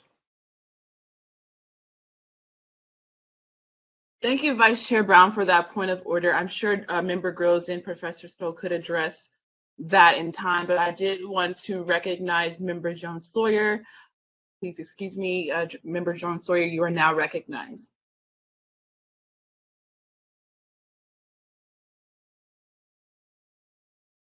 You are on mute. Oh. How do I unmute? You're good now. I'm good now? Yes. Okay. I want to make sure I thank Dr. Grills for her work. It appears that she will not just lead this process as a member of this committee, knowing how we feel of the outreach and making sure that everyone, all parts of California, are involved in the outreach. She will make sure that the UCLA Bunch Center is able to do their work. In some ways, it pains me as a proud USC alumni who represents USC in this district. I have to tell you, the Bunch Center is the best. It has been the best for decades when it comes to African Americans and getting data for the California Legislative Black Caucus. Not only do you need a group that can do this research, that has not only the skills, abilities, the capacity to get it done, but the part that Dr. Stoll said about impartiality, to make sure we get the facts, not preconceived facts, but the facts from an academic point of view. Because that's extremely important as we make recommendations to the legislature and to the governor, so that whatever we decide we're going to do, whether it's a house and a Tesla, doesn't matter, or who gets what, who shot John. We're talking about how to spend the money when we ain't got the money. But at the end of the day, we're going to have to present almost an academic thesis on why we need reparations. Yes, we're okay with us. Talking to other Black people, we got it. But you don't know the struggle that Dr. Weber had to go through just to create this task force, just to have this conversation by members of California who do not believe in what we do and what we want to do and what California needs to do and what this country needs to do. And there are Black folk that actually believe that slave owners ought to get reparations too. So we're not all together on this either. And so I would suggest, since we have a member of our body on this, working with the Bunch Center, and again, it pains me to say, they are the best. And they've been the best for decades, as they said, since Karen Bass and others. The California Legislative Black Caucus wouldn't have fought for the Bunch Center to get funding every year. We've increased the funding because we knew we needed that group to speak for us, to give the facts about what we need in California. If they weren't there, I don't know who we would have to go to. So I'm speaking not only on behalf of the center and what they do, but I'm also speaking that we need to have a group that when we bring this information back to the legislature, to the governor, to Republicans, to moderates, who may not share what we're going to propose, because we may be proposing a lot of money. When they see UCLA Bunch Center, it's going to have some gravitas in the legislature. People are going to look up and have to respect what they say. So I understand the reticence about making sure we get to everyone. I'm a visual person. I would love to see the list of everyone they plan to reach. I don't need to see the list because I have unbelievable confidence that Dr. Grills will make sure that anyone that contacts anyone on this feed right now, and anyone that's listening right now, we will make sure that their ideas are incorporated in the final recommendations. Let me say this again, recommendations that we make to the legislature and to the governor, that we can get it funded. And I don't know if we needed a motion to approve the UCLA Bunch Center, but I will be making that right now. Madam Chair, I have another point of order. If it is a foregone conclusion that when this task force was established, that the Bunch Center was to be the entity that would do this work, fine. I have no problem with that. Let's be upfront, be candid. But there may be other groups based on their merit who feel that they should have been considered. And if you can lay the facts on the table that this is it, so may it be. But understand that God's grace, God's genius is all around. That's what the system has done, acted in the past as if only certain sectors, only certain races had the brains, had the skills. So that's all Brother Amos is saying. Let us be transparent and upfront, and if that is it, so may it be. But don't give us the impression that we are about reparations, restoration, and justice. And then we become agents to the kinds of practices and principles that were exclusionary. I rest my case. I would. And I make the motion, Madam Chair, that the Bunch Center would do this community engagement, but that the Bunch Center will be inclusive throughout the state and making sure that whatever public engagement we do will be the best one south of heaven, north of hell.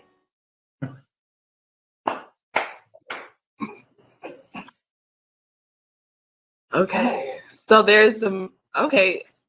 I agree.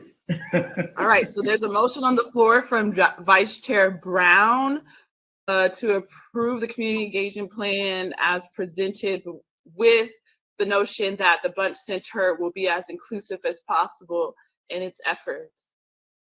Is there a second to the motion? I will second it, but I just wanted to make a comment if that's appropriate. Okay, yes, it is appropriate. So it has been moved and seconded to adopt the community engagement plan as presented with the notion that the Bunch Center will be as inclusive as possible. Is there any discussion on this matter?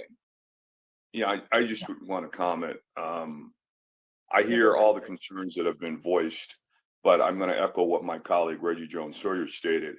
I currently serve as the chair of the Legislative Black Caucus, and I'm the longest serving member of the Black Caucus in the legislature. And in my almost 12 plus years of being there, the Bunch Center has been engaged in everything that we have done. And bringing on the Bunch Center is not exclusive to anyone else or any organization, but they were critical in helping Dr. Weber move this legislation forward to create this task force. So it's a lot of great organizations out there. And I think Dr. Brown clearly stated, we're going to make sure it's inclusive. And I don't think that should be a fear of any of us that the list that you saw by Dr. Grills or the presentation is excluding anyone. It's just a framework of what we will do. And I too want the churches involved. I want civil rights organizations involved. So I think we're going to get that with UCLA, and I just leave it at that. It shouldn't be any fears that someone's going to be excluded just because we've identified the Bunch Center to move forward with this work. Thank you, Member Bradford. I also have two questions, but in the interest of time, I'll truncate them, but I'll just say them for the matter of record. I had a question around the budget, what information can be shared around that at this time. And then also in terms of the reach element, as I said before, like, will it be a subjective or quantitative criterion for determining reach, or would it be a confluence of subjective and quantitative data? Are there any other questions from the members? Call for any question. other questions? Okay, so I will now, hearing no further discussion, we will vote. The vote will be by roll call, and I will now call on Parliamentarian Johnson, who will then call on Ms. Belton to conduct the roll call vote. Ms. Parliamentary Johnson, you are recognized. Yes, thank you. Ms. Belton, would you please call for the roll, call the roll for the vote? Thank you, Chair Moore and Parliamentarian Johnson. Chair Moore, your vote, please. Aye. Chair Moore votes aye. Vice Chair Dr. Brown? Aye. Vice Chair Dr. Brown votes aye. Senator Stephen Bradford? Aye. Senator Stephen Bradford votes aye. Dr. Cheryl Grills. Aye. Dr. Cheryl Grills votes aye. Lisa Holder. Aye. Lisa Holder votes aye. Assemblymember Reginald Jones Sawyer. Aye. Assemblymember Reginald Jones Sawyer votes aye. Dr. Javon Scott Lewis. Aye. Dr. Javon Scott Lewis votes aye. Don Tamaki. Aye. Don Tamaki votes aye. Councilmember Monica Montgomery Stepp. Aye. Councilmember Monica Montgomery Stepp votes aye. Chair Moore, on this motion, there are 9 aye votes, 0 nay votes, and 0 abstentions. Thank you, Ms. Belton. The vote was 9 yeses and 0 nays. The ayes have it and the motion carries. We will now move to agenda item 5, which is our first witness panel of the task force. This witness panel will start promptly now until 12 p.m. The witness panel is related to a primer on national reparations efforts and the international law framework for reparatory justice. At this time, I would like to remind each witness that their testimony is going to be recorded, live streamed, and will be available to the public. I will now introduce our esteemed speakers. Our first expert is Cam Howard. Cam Howard is a Chicago businessman and real estate investor. Mr. Howard has been a 16-year member of the National Coalition of Blacks for Reparations in America, or NCOBRA, the longest running active organization championing the cause of reparations in the United States. Mr. Howard has led NCOBRA as its national male co-chair since 2017. I'd also like to introduce Roy Brooks. Professor Brooks is the Warren Distinguished Professor of Law at the University of San Diego School of Law. Professor Brooks teaches and writes on civil rights and international human rights, and has been involved with truth and reconciliation and reparative justice efforts around the world. So at this time, Cam Howard will have 15 minutes. Professor Brooks will then have 15 minutes. And then we will take comments and questions from the task force for the remaining 30 minutes. And then we will conclude at noon, where we will then have a lunch break. So at this time, I would like to recognize Cam Howard. Welcome. You have the floor. Thank you, Madam Chair. I would like to begin by first thanking Governor Newsom for signing this legislation into law and creating the task force. Congratulations on this win. I'd like to thank the California General Assembly for moving this legislation to the governor's desk, and certainly I want to thank Secretary of State Weber for introducing this legislation as an assembly person in the California legislature. Also thank the task force for inviting me here today. I come before this task force today as a Black man in America, a descendant of Africans enslaved in the United States, a descendant of Africans targeted for Jim Crow apartheid violence and racial discrimination, and a person born shortly before the end of legal racial segregation who has witnessed and who endured all manner of continued injustices and harms directed at Blacks in America. I came into the reparations movement because of these injustices, both collective and personal. As a young man, aged 27, I was unjustly accused, convicted, and incarcerated for a crime that never happened. Like many Black men who come in contact with the criminal justice systems in America, evidence plays absolutely no part in the proceedings. As a result, I was sentenced to 20 years of incarceration, which I completed 9 years and 9 months as a result of the quote unquote good time I earned. It was that racial injustice that caused me to become an activist and leader while in prison, among some of the most violent and dangerous men in the state of Illinois. After leaving prison, I spent 9 years crafting a real estate investment business.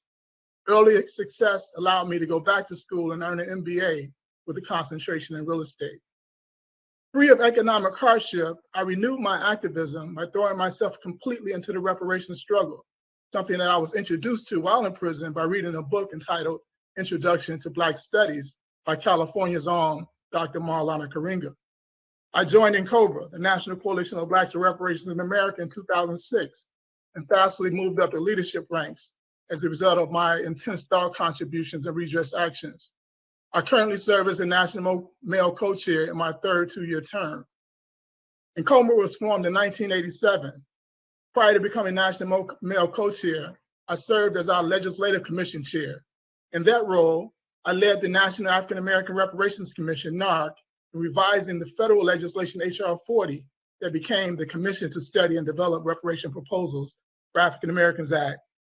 The revision changed the bill from a pure study bill to a remedy bill.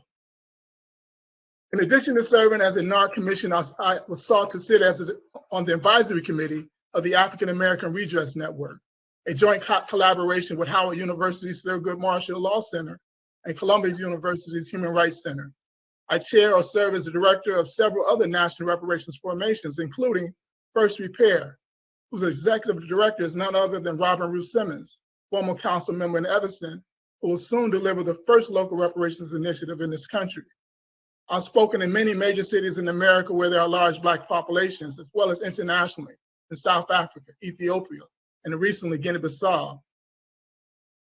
I gave testimony in April of this year before the Congress of the United States during the House of Representatives Judiciary Committee hearing HR 40, exploring the path to reparatory justice in America. I entitled my presentation then, Reparations is for Repair and the Need to Pass HR 40 Now.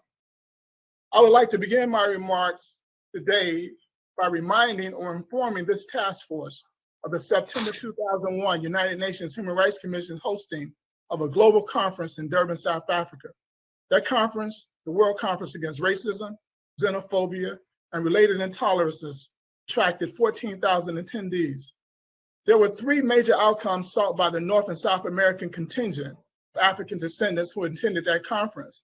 One, that the transatlantic slave trade, slavery, and apartheid were crimes against humanity. Two, that there was an economic basis to those crimes. And three, that reparations were due.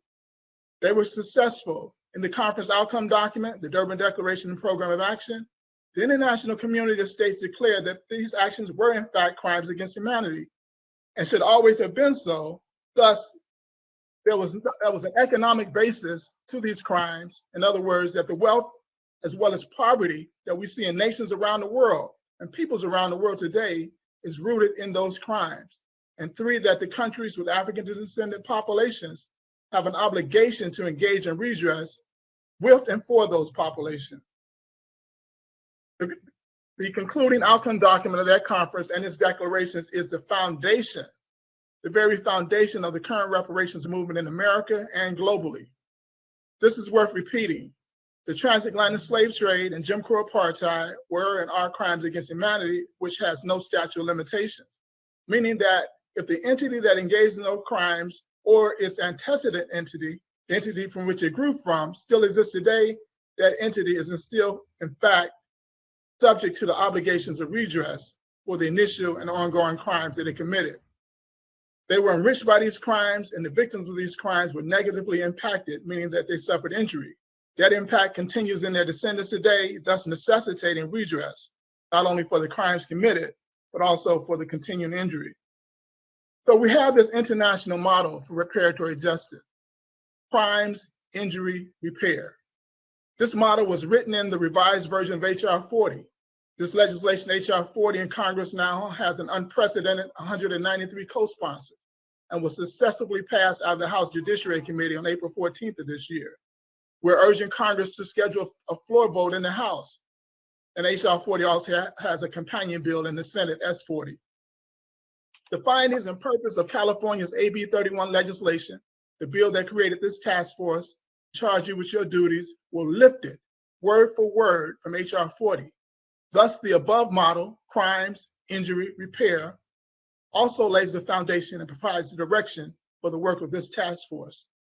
Specifically, this task force is charged to uncover and document the crimes committed against African descendants in California. African descendants is an international term indicating persons whose ancestors were violently kidnapped from the African continent during the transatlantic slave trade and forced into enslavement in the Americas. Your legislation particularly addresses African descendants of the U.S. enslavement experience. In doing so, first is the required understanding that there were international crimes committed in this country in California in 3 distinct periods. The first period was the period of the slave trade and enslavement, 1619, 1865.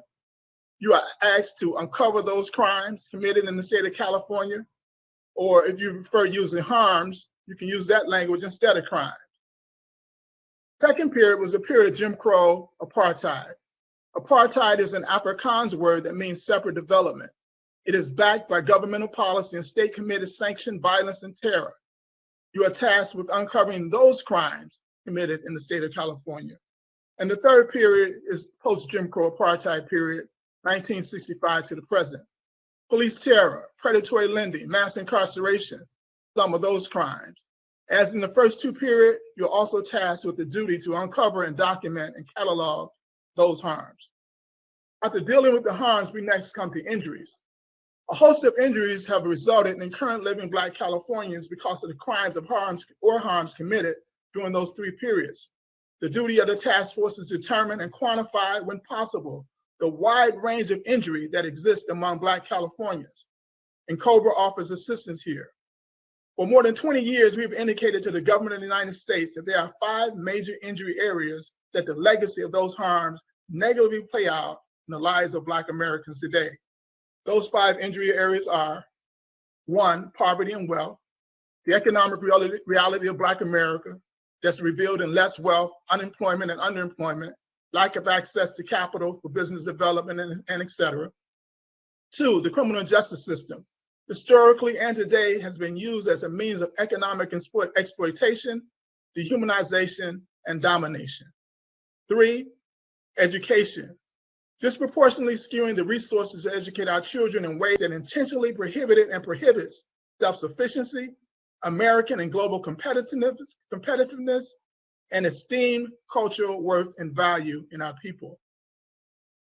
The 4th injury area, health, from inhumane experimentation to denial of historical trauma and its children, transgenerational transmission of trauma, and transgenerational epigenetic inheritance, the health profile of Black America is one of immense crisis.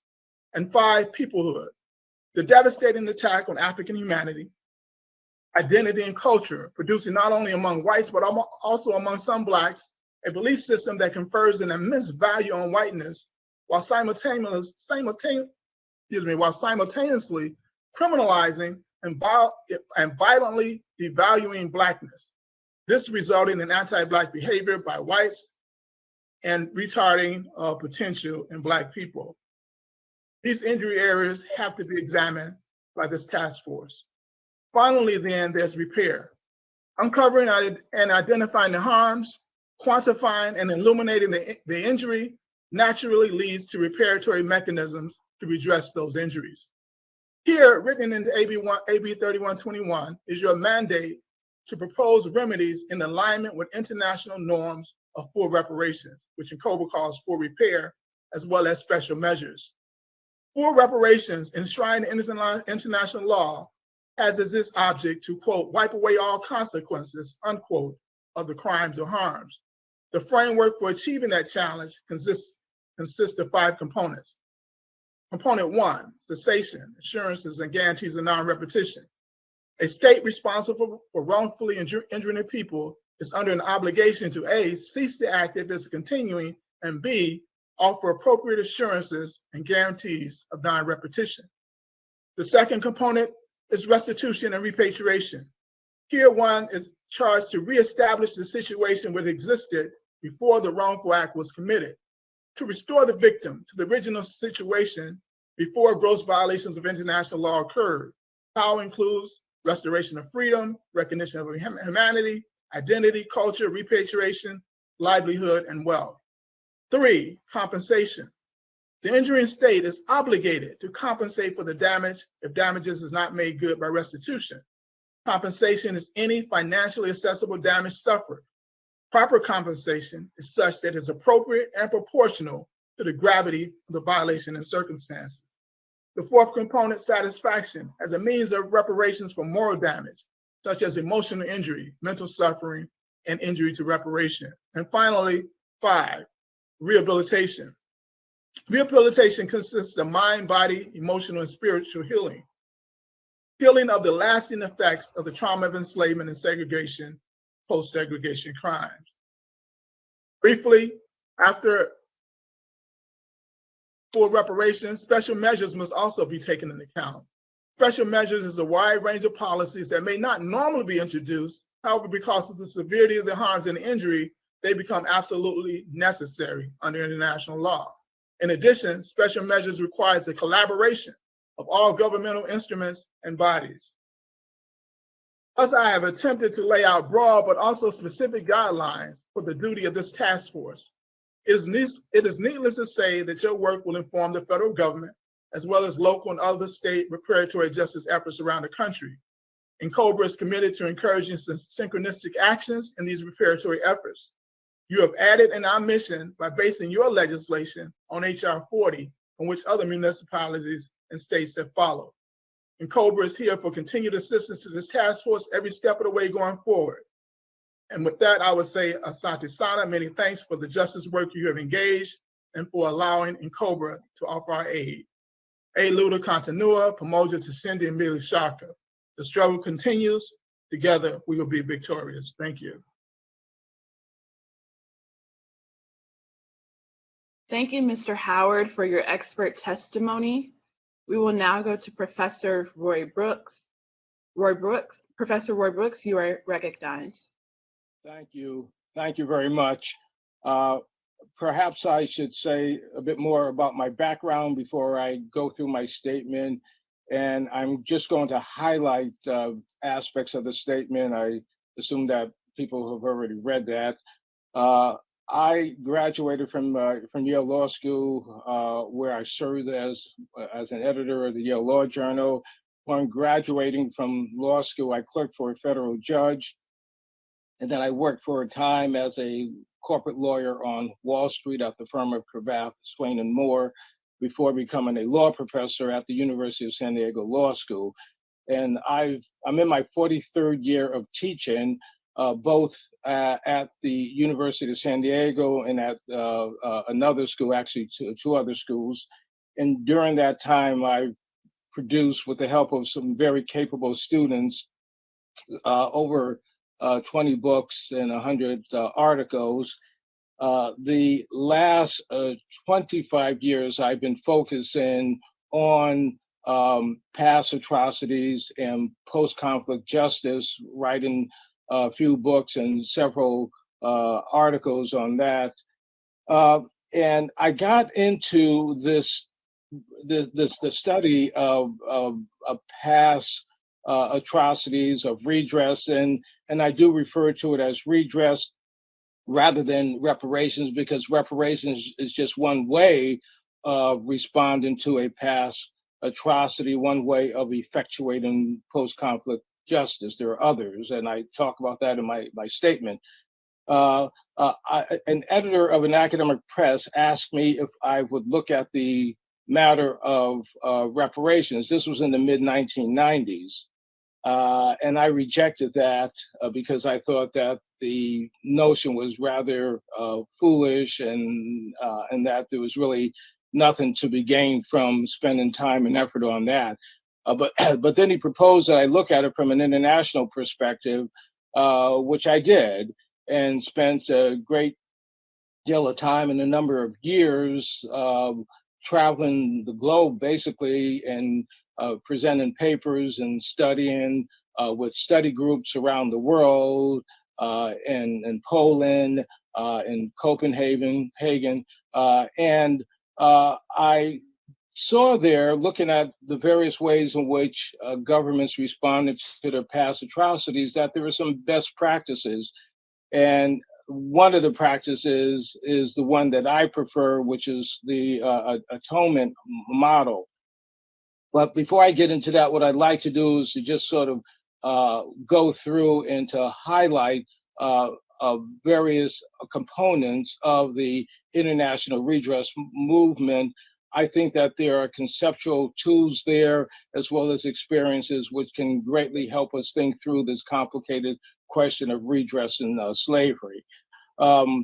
There are two basic methods, and understand we're talking about civil redress, not criminal redress. There are two basic ways of pursuing civil redress. One is what I term the tort model, the other is the atonement model.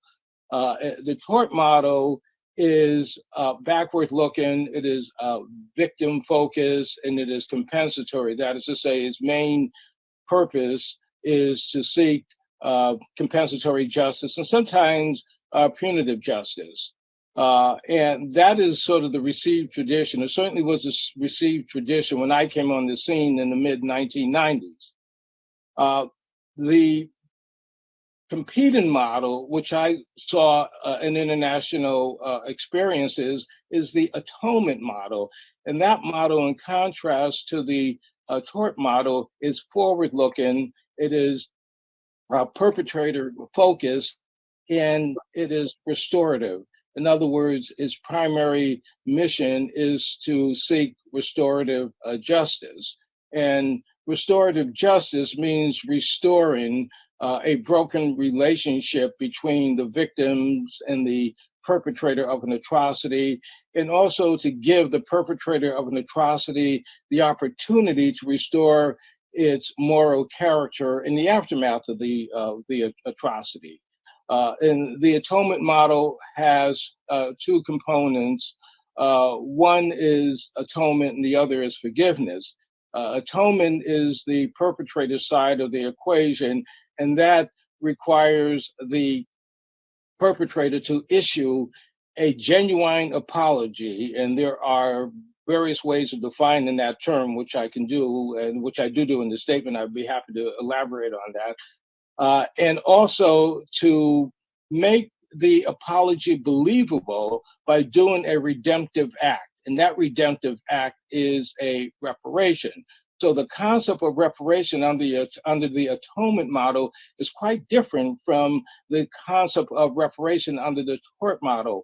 Under the atonement model, the purpose of the reparation is to make the apology believable, to concretize the apology. And so the sincerity of the apology is calculated by the weight of the reparations. And I think that's quite important.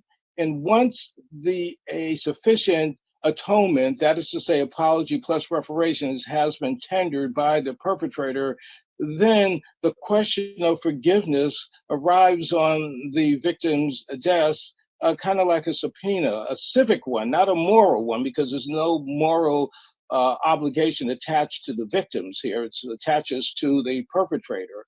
And the question of how does one manifest forgiveness, or whether one should, that is a question that the victims have to determine. I do not get into that in my statement because I was asked to focus basically on the perpetrator. So you have the atonement model and versus the tort model. And then there are reparations. There are various types of reparations. There are compensatory reparations, which are reparations that go to the victim or the victim's family. These can be cash or non-cash reparations. And then there are rehabilitative reparations, and these are cash or non-cash reparations that go to the victim's community. They're designed to rebuild the community in the aftermath of the atrocity. They are asset building reparations. They're quite different from the compensatory reparations. Now, I prefer, as I said, the atonement model, not because it's something that I sort of came up with, but I think it is superior to the tort model. And that can be seen with the following example. Let us suppose that you are standing on the street and some stranger or someone even that you know walks by and steps on your foot and looks back at you and keeps going, doesn't apologize. How insulting is that? And it seems to me that redress ought to be about about the dignity that has been visited upon the victims. It ought to be about a reconciliation, making this society better, making our state better. It ought to be about elevating our humanity as a people. So that is why I prefer the atonement model to the tort model. In terms of reparations, I am not in favor of compensatory reparations because they are so complicated. So, for example, most reparations, compensatory reparations, are direct cash payments. Well, the individual can take that and gamble, go to Las Vegas to gamble it away, and that gives evidence to Chris Rock's famous quip that the only one who's going to benefit from reparations is Kentucky Fried Chicken. And I can tell you the experience in South Africa, talking with the attorneys there and working with the attorneys there on the Truth and Reconciliation Commission, which I did, and also talking with attorneys who have represented victims there and speaking with them at international conferences. And they tell me that after 1 year, the victims are poor again. The solution to that, some would say, well, let's have conditional cash payments, meaning that you can only use the money for certain purposes. That is morally reprehensible in the view of many individuals, including myself, because you're denying agency to the victims.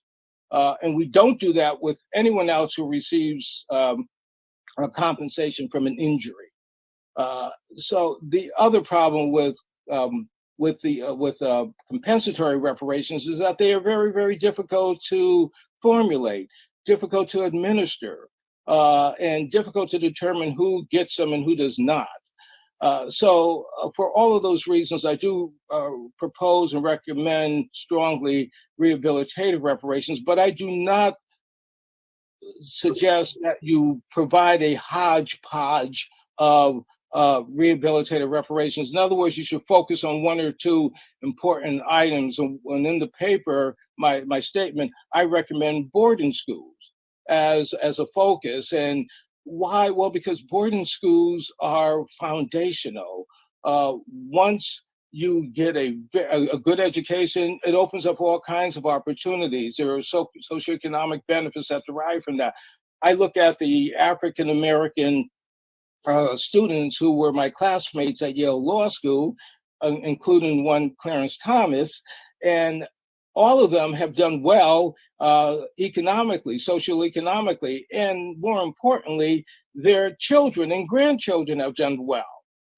They've gone to very good schools and they've gotten very good jobs, and I think that that's foundational. The other reason why I would focus on boarding schools and education in general is because what we've learned from Thurgood Marshall and the Legal Defense Fund is that focusing on education is a very good way to attack racial injustice. It's sort of a leader in the vanguard of the attack, because it's very hard to argue against education, quality education. So for these reasons, I do recommend boarding schools that would be located throughout the state of California in green belts, that is to say, not in the city, but outside of the cities. And one thing to understand about education is that education takes place less in the classroom than at home doing homework. That's where it takes place. And my daughter, who attended Princeton, Princeton had the system where they would have tutors available at 12 midnight at 2 a.m. for students. And that's the sort of thing that I think a boarding school could do. It would be a total environment which would be conducive to a quality education. And with that, I think my time is up. Thank you.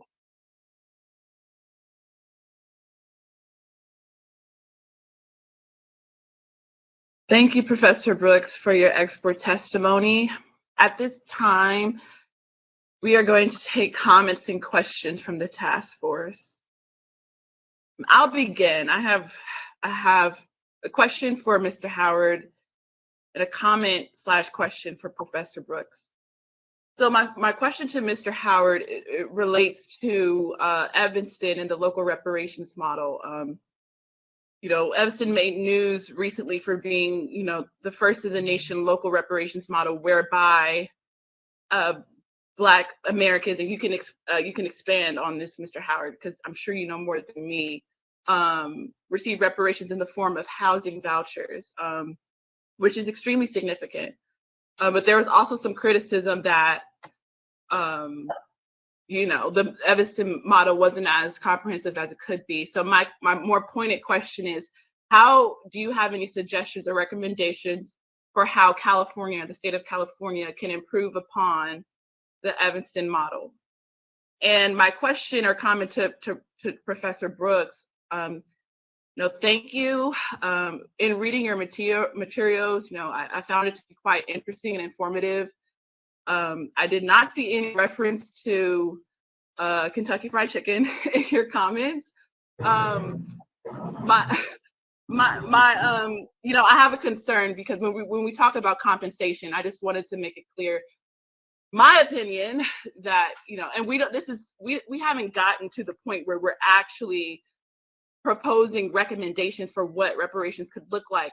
But I would just like to say, in the event that compensation is, provided, I just want to put on record, I think it's problematic to say that Black Americans who descend from chattel slavery here in the United States would just earn and spend it on frivolous things.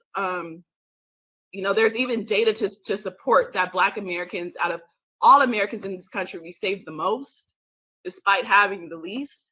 And so I kind of want to get away from this notion that, Black Americans are, just financially illiterate, and, once, reparations are there, they won't have the wherewithal to build their communities or to build their families. So I don't know if you could maybe, I don't know if you want to expand on that, but I just wanted to make a comment in relation to that.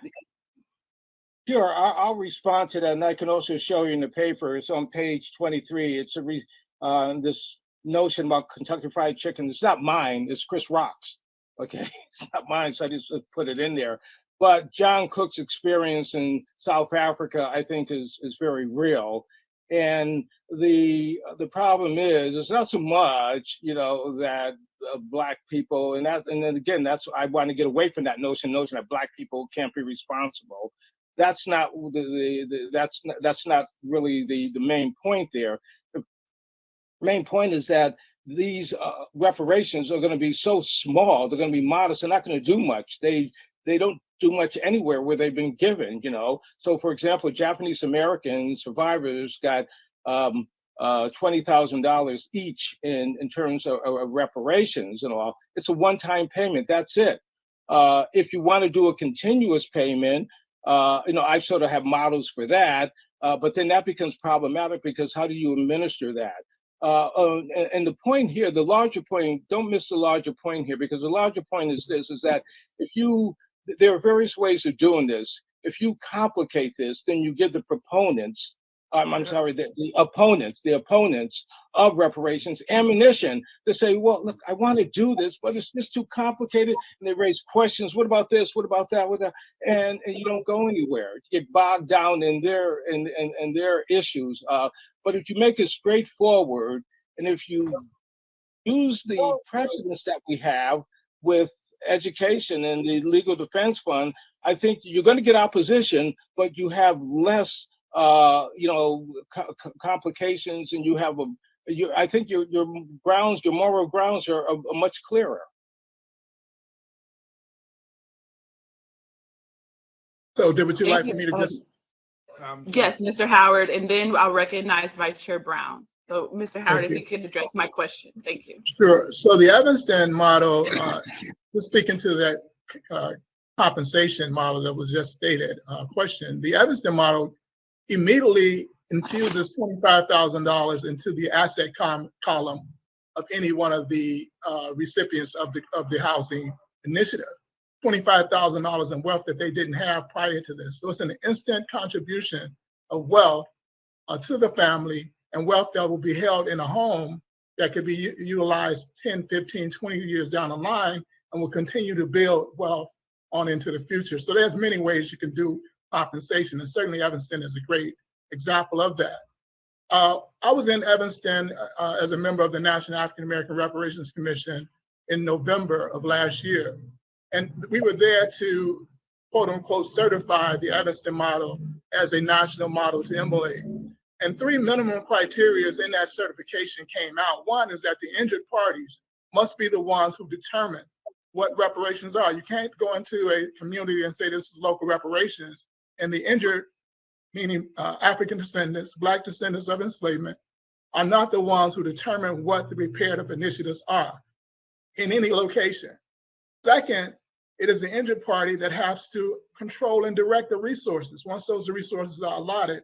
And thirdly, that the policy cannot be ordinary public policy.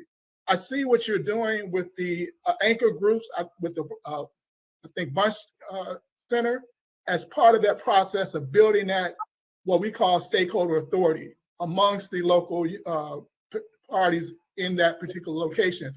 Evanston has a local stakeholders authority, which informs their committee and task force, or their committee reparations committee, to what the people say is necessary, the priorities of repair that the people are asking for.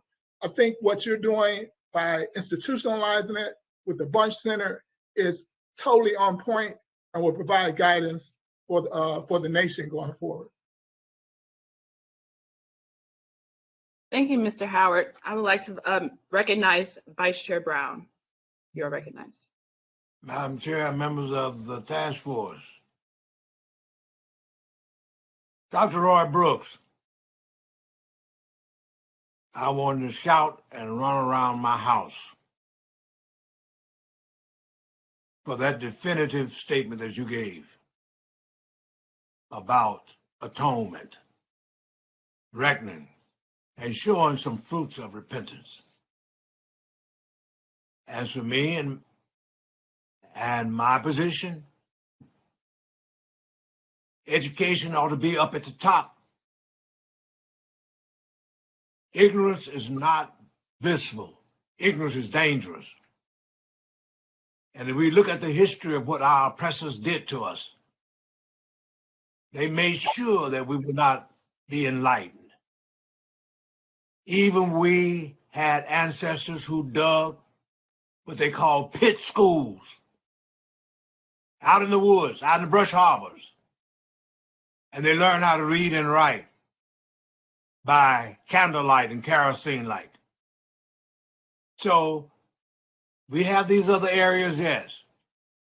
But that's the reason why earlier I raised a question when we were discussing the basic groups that we would have involved, that our Alliance of Black School Educators ought to be definitely involved in not just conversation, but in the conduct. I get nervous when I hear all this talk about conversation. I know we got to talk, but as my teacher and friend, Dr. Martin Luther King once said, my God, there are times when we make things a paralysis of an analysis. And what we need is practical, sensible steps that can be held accountable. And in that area of education, my brother, you have a winner there, and you have a friend as a member of this task force. Thank you so much for your brilliant presentation.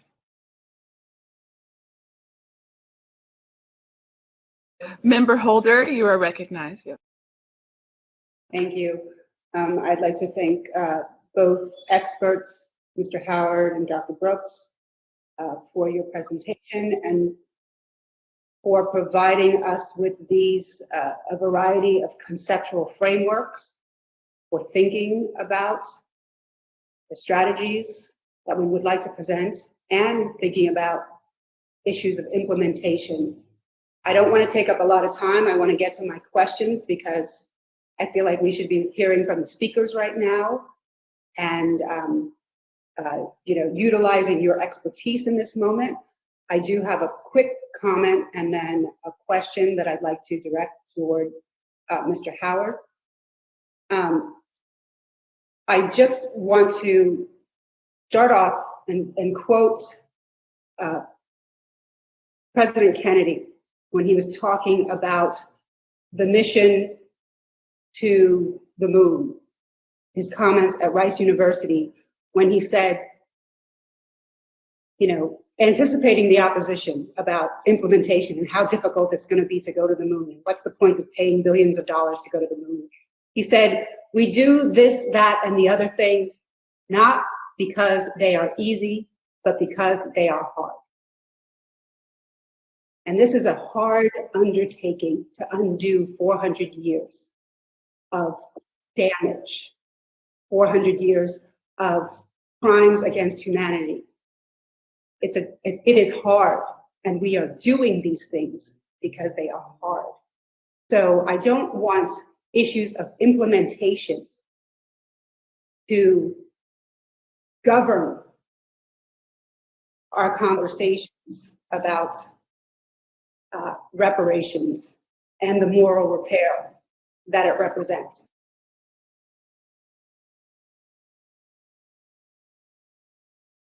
I want to direct a question to Mr. Howard. I was very interested in what you had to say about peoplehood. I'd ask for you to expand on that a little bit.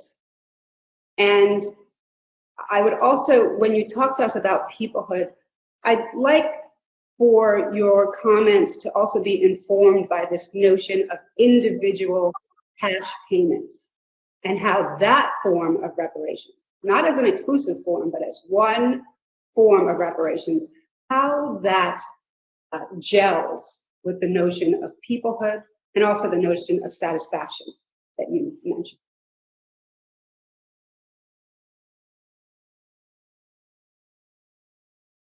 For that question, and thank you for that quote as well. And you're absolutely correct. This is an extremely difficult undertaking for anyone to undertake, to admit to bring repair to people whose injury is generational and will last more generations, even with reparative initiatives like these that should come out of this task force. These are generational harms, going to take generations to repair them. So again, I agree totally that this is a very difficult undertaking. And COBRA looks at peoplehood, similarly to, I think someone referenced the 20 or so clergymen that General Sherman met with that resulted in the 40 acres and a mule. They were asked whether or not, what did they think they needed to be free? And they said land, of course. And then they were asked if they want that land to be amongst white America, or did they want that land amongst themselves? And 95%, or 19 out of 20 said they wanted to be amongst themselves. They wanted to build their own communities, their own culture, their own nation, if you will. So peoplehood looks into the whole idea of sovereignty, looks into self-determination, looks into collective control over your resources, over your institutions, and that nature. And so that was what we lost as a people in this country. That was what was taken away from us. Our language, culture, our ability to self-govern, those things have to be part of our repair. Satisfaction looks at return of our dignity to us. To be governed and to think that the only way we can succeed in any group construct is by being 100% tied to someone who's harmed us for 400 years is a pathological concept. Yes. We have the ability, and we came to this country with the ability to self-govern, and we did so at the highest level in history. Some of our governments that we had prior to coming to America were in a much higher moral standing than America is today. And so part of that peoplehood is to get back to that understanding that we can collectively govern and solve our own issues if given the right resources, the right time, and the right will, we can do those type of things. When it comes to individual payments as part of peoplehood, historically, Black people in this country have utilized our resources in a collective manner.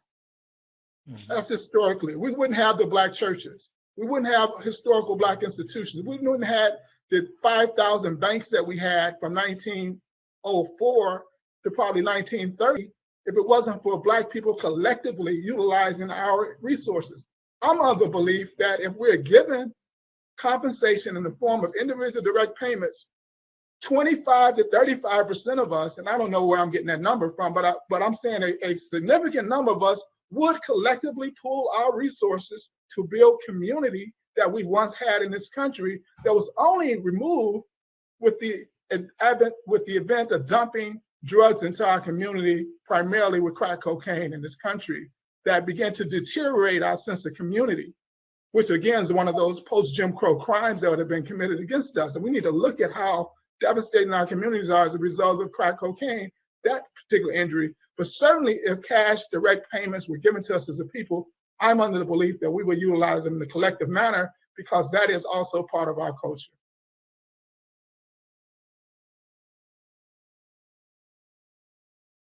Thank you, Mr. Howard. Are there some questions from the task force members at this time? I can see everyone. I had a question for Roy Brooks, Professor Brooks. Oh, sorry, Reggie Jones-Sawyer, I see your hand. You're recognized.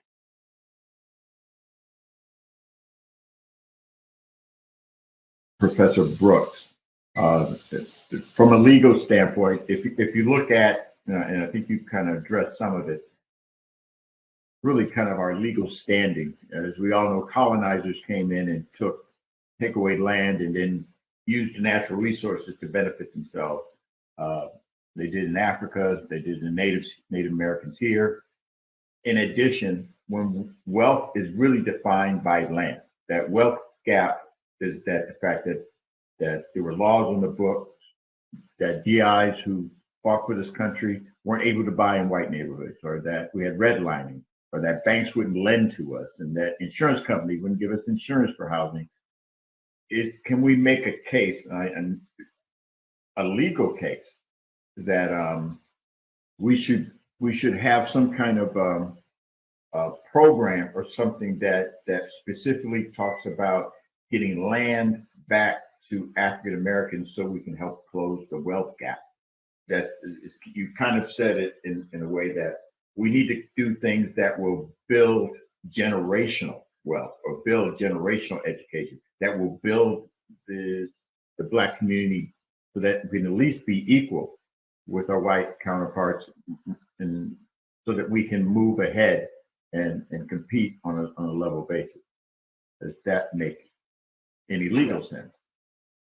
Yeah, the problem is that, and this is the case with most atrocities, past atrocities, and again, we're talking about past atrocities, that they were legal when they took place. So slavery was legal under the United States law, the Constitution, and statutory law, and indeed in the Dred Scott case, Chief Justice Taney of the Supreme Court said that the Black man has no rights which the white man is bound to respect. And that's broad. There were some state court justices, like in North Carolina, which sort of drew a distinction between the written law and the unwritten law. That is to say, the constitutional law, statutory law, and the common law. And under the common law, the slaves had some rights. They had the right not to be killed, for example. You can work them to death, but you couldn't outright kill them. This was under some interpretations of the common law. And the problem that any effort to redress a past atrocity here in the United States has is the Supreme Court. Because your redress is going to be, redress by definition is asymmetrical. In other words, it only includes, it only involves, it only targets the victims of the atrocities. Japanese Americans received redress for their internment during the Second World War. African Americans are not entitled to that redress because we weren't victimized by that particular atrocity. So that's how it works. And I might also say as a footnote that these asymmetrical measures do not repeal or obviate the need for ongoing civil rights laws. We're still going to need them. Okay, and these measures are sort of they're not asymmetrical, they are symmetrical. They are applicable to more than just say African Americans. Whites have Title VII rights, for example. So yeah, so that's the problem. But I think that there's a way around this. I don't know, it has to be tested, that I give in the paper, and that is that I suggest that the redress should be directed not on the basis of race, but on the basis of connection to slavery, that is, say, an enslaved descendant. And there is ample research out there that shows about 300,000 slaves in America in the 17th and 18th century were white. We call some of them indentured servants, but they died in their servitude at all, and they certainly saw themselves as slaves. So there's some very powerful scholarship on that. And so if you base your redress on slave descendants, that is to say, the individuals would have to show some connection to slavery, that gets away from the Supreme Court's rather restrictive interpretation of the 14th Amendment, which would prevent any kind of race conscious. Now, that's where the Supreme Court is going. Right now, it does allow for race conscious measures in response to the institution's own past discrimination. Okay. But that's going, with the current Supreme Court, that's going by the wayside. I would make the argument that your report, that any statement on redress for slavery ought to have a protest statement in there. In other words, to say that the Supreme Court's interpretation of the Constitution, which makes redress difficult, because people say, well, why don't you just say, we're talking about blacks, why don't we do, well, we are, but we can't. The Supreme Court won't allow that. And the Supreme Court's interpretation is the sequel to, in the present day, embodiment of these corrupt laws that allow slavery to exist in the first place. So I would not go into the night silent. I would protest. I would put that in as my statement and say that this is simply a present day embodiment of these corrupt laws that made the atrocities possible in the first place. But that's a big problem that you're going to have dealing with that, and in particular with respect to land. Native Americans have tried that. The Supreme Court that won't allow that. South Africa, that's the big issue there about land, because that's what the Black South Africans want. That there's resistance there too. So, and I would just say, just sort of to conclude on this particular point, there's an old saying that you don't want the perfect to be the enemy of the good. You can't, so if you have a measure, if you can get something, get it. And it doesn't mean, I'm the last person that would say that at this stage you ought to take into account the political calculations, because that's not how civil rights thinking and scholarship goes. If that were the case, then we would not have had abolitionists talk about ending slavery when they knew it was politically impossible. We would not have had civil rights lawyers in the 1920s and 30s and 40s talking about equal rights when they knew that that was not possible. The job of the civil rights scholar, the civil rights thinker, is to determine the moral direction in which the society should go, to set the moral compass of society, and fight like hell to bring that about. And you make that statement before you get into the horse trading, which is the political process. At least you know where you want to go and where the country should go. And you may not get all of that because of the political process, but you have that statement out there. It was important that we had abolitionists advocating for the end of slavery. That statement is out there. That statement is out there. Thank you.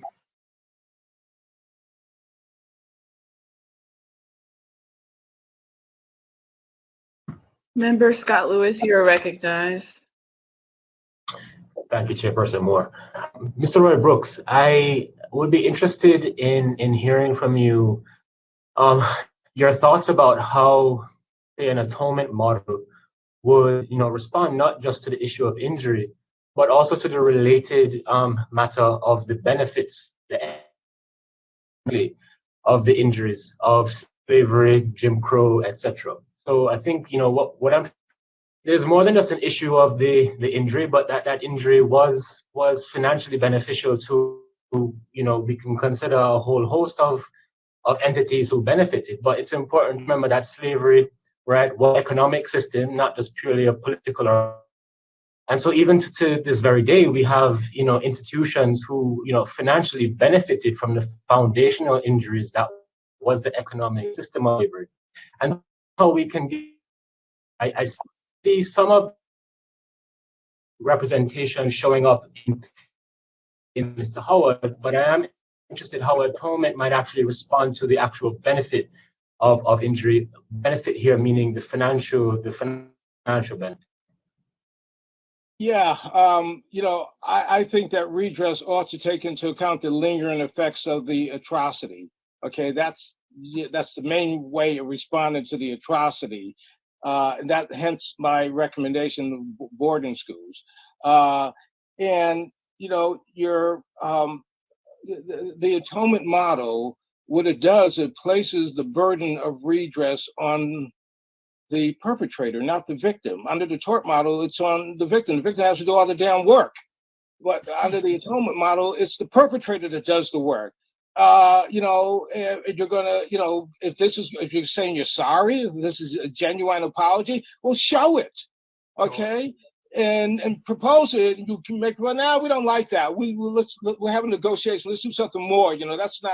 That's the way the process ought to work, as opposed to having the victims who don't have the resources. I mean, this is unusual that a state government agency is putting resources into studying this. Usually the victims don't have the resources to come up with an appropriate reparations. They know what the pain is. So what the atonement model does, it places the burden on the perpetrator, and it says, look, what we're trying to do here is to make this a better society. We're trying to elevate the humanity of our society. What's wrong with talking about reparations in those terms, in high-minded terms, as opposed to say, just give me the money. And I can tell you this, that a check of $25,000 one time, that's not gonna return the victims to the status quo ante. When you're talking about atrocities, nothing really can return the victims to the status quo ante. Just this week in San Diego alone, there were 2 meetings of Japanese Americans still talking about the internment. And this is 30 years after they received reparations. It wasn't enough. What they got wasn't enough. Nothing is going to return the victim to the status quo ante. And that is the underlying, I think, folly of the tort model, to think that a cash payment to the victims is going to be sufficient. And I can tell you, having been around the world and around this country talking with individuals about this, the conservatives are going to say, yeah, I'll buy that. And it's all over. We can't talk about race anymore. Okay, here's your money. That's it. Deal's closed. It's a settlement. It's a settlement. And the way settlements work in the law is that the defendant doesn't admit to liability. Yeah. Okay, you end the matter, and it works to the benefit of the defendant. It works to the benefit of the perpetrator. You're letting the perpetrator off the hook by going in that direction.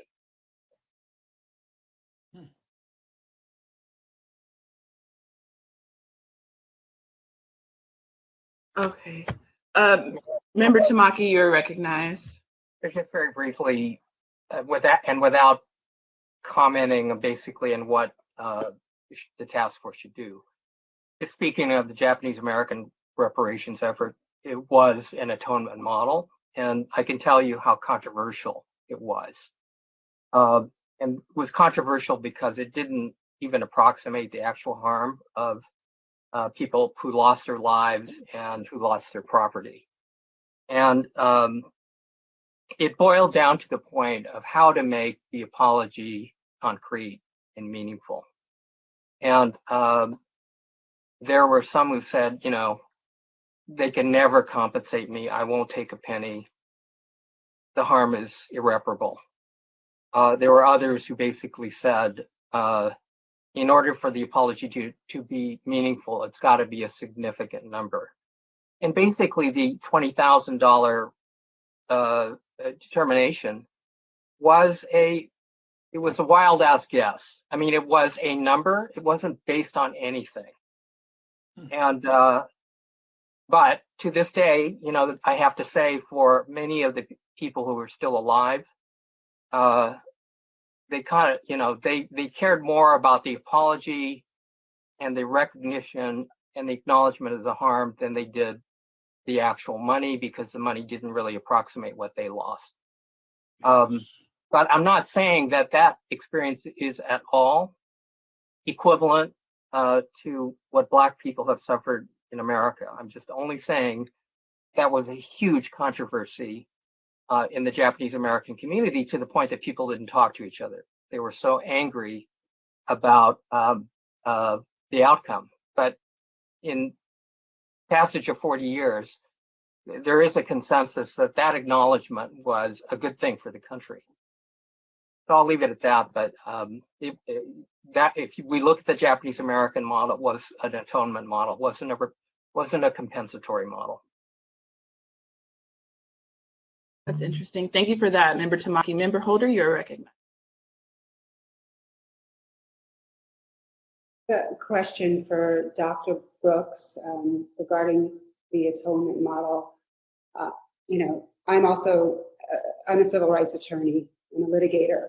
I don't want to get too wonky in my questioning right now, but I do have a question about your comments about the Supreme Court and how this is going to pass muster and judicial scrutiny.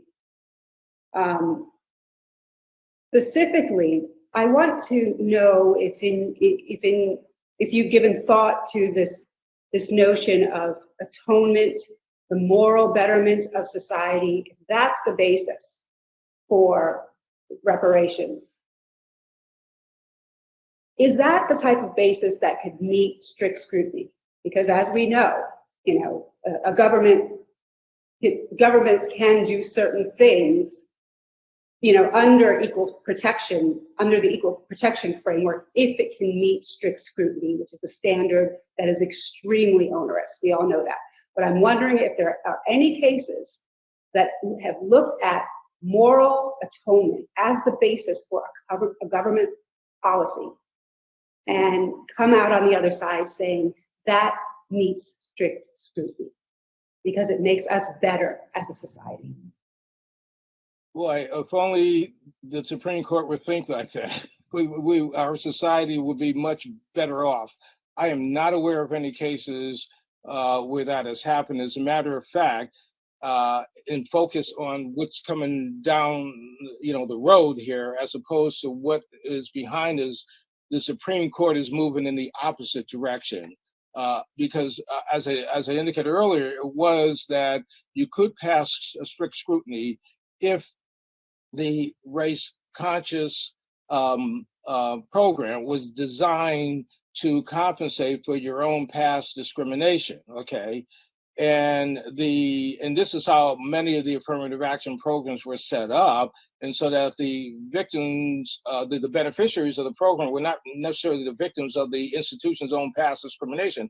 That was really nice. But now what the court is saying, what the members of the court are going for, is that strict scrutiny means that, yes, you can compensate for your own past discrimination, you know, that will meet the constitutional ends test.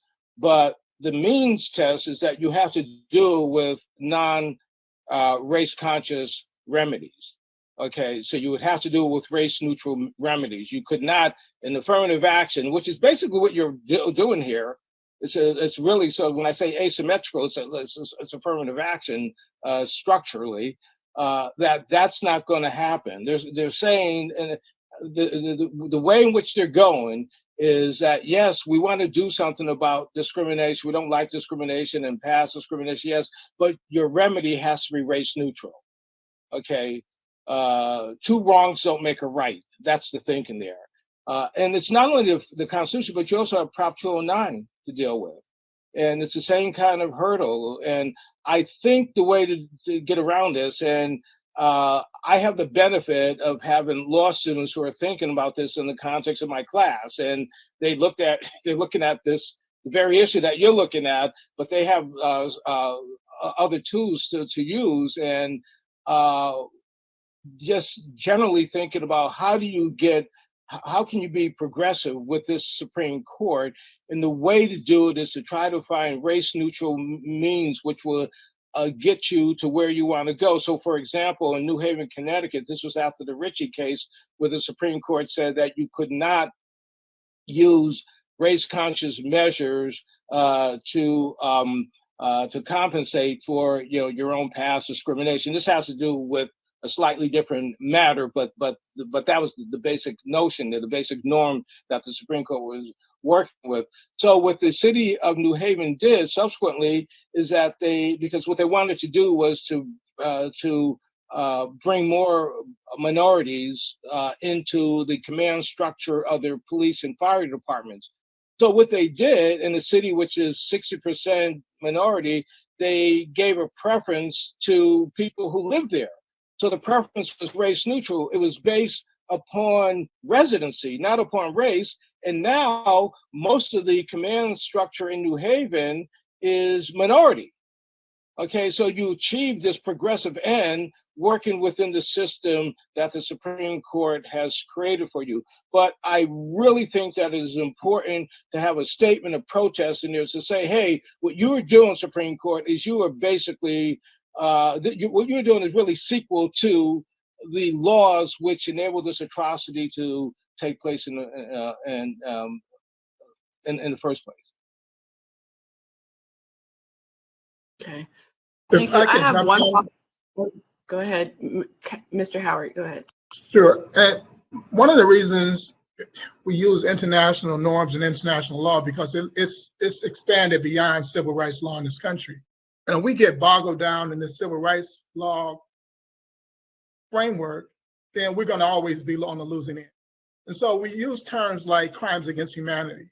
Look, you use terms like African descendants. African descendant is a specific international designation of people who were robbed from the African continent during a multi-country criminal enterprise that they call trade, shipped all over the West and submitted to all forms of economic exploitation and abuse and crime, more crimes, and their descendants today still are injured as a result of those crimes.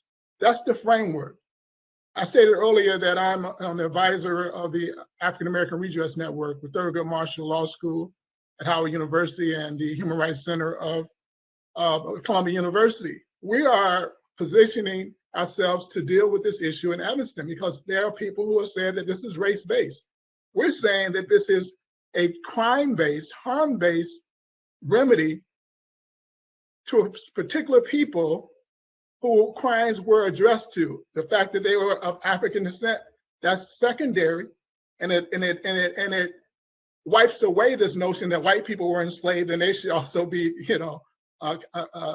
included into this body of redress, because the people who this legislation is for are people who have a history of criminal activities directed toward them by this particular government. And so the argument moves away from this is a race-based issue to a crime-based issue. And we think that we can make sure that we think that we can win on that particular level, because America is a signature of several international documents from which this language is encoded.